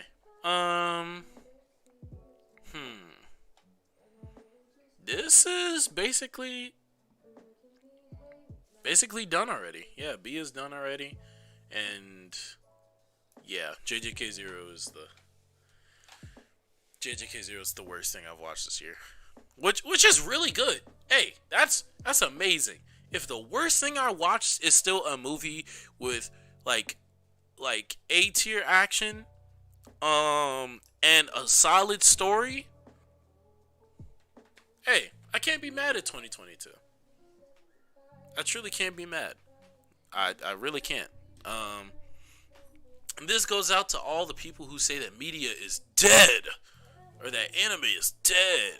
I mean, 2022 was a really good year for anime. It was a really good bounce back off of 2020. 2021 was great in itself. 2022 brought back a lot of series that I think we need to see the conclusion of, or at least a solid continuation. And it introduced a lot of series that I think we'll be seeing for a lot of years to come. Will I be incorporating any of these series into my videos anytime soon? Not likely. Outside of like maybe Cyberpunk Edgerunners. Totally borrowing this idea. It's just a tier list. Ain't nobody.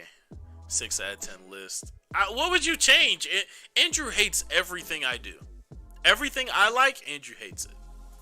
And if you need proof, watch the Loud and Wrong podcast.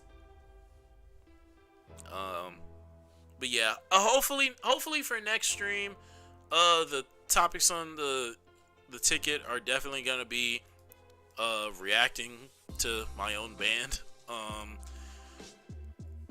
We talked about peer-to-peer gaming. Gaming is probably gonna be the main topic for next stream. I played the Mass Effect trilogy very recently. By the time I stream next, I should be a few more hours into Persona 4 Golden, excuse me. We can hop in a VC after. I gotta load the car because tomorrow I am moving back on campus. So, the next time I stream, I will be on campus. Y'all aren't gonna see anybody else aside from me though. Just to let y'all know. He said with Archie. That's crazy. That's insane. Anywho, but yeah, stay tuned for the next stream. Also, the next video should be coming out January 14th, about a week out from now, on Teen Titans and why I think it's one of the greatest shows ever made. I appreciate y'all for watching this though. I streamed for how long? 3 hours. This is insane. And we only dropped 32 frames, which happened to freeze the stream, but I appreciate y'all for coming out and giving me another chance after taking 4 months off. But yeah, I'm gonna catch y'all later. Appreciate y'all for tuning in. Shout out to who's still in chat. River, Archie, Andrew, Movie Theater Kingbird, Storm 8000. That's a really long name. Knightley was here a few minutes ago. I guess he dropped out when I froze. And that's everyone that's in chat. So I appreciate y'all for watching. And I will catch y'all later. Peace, stupid.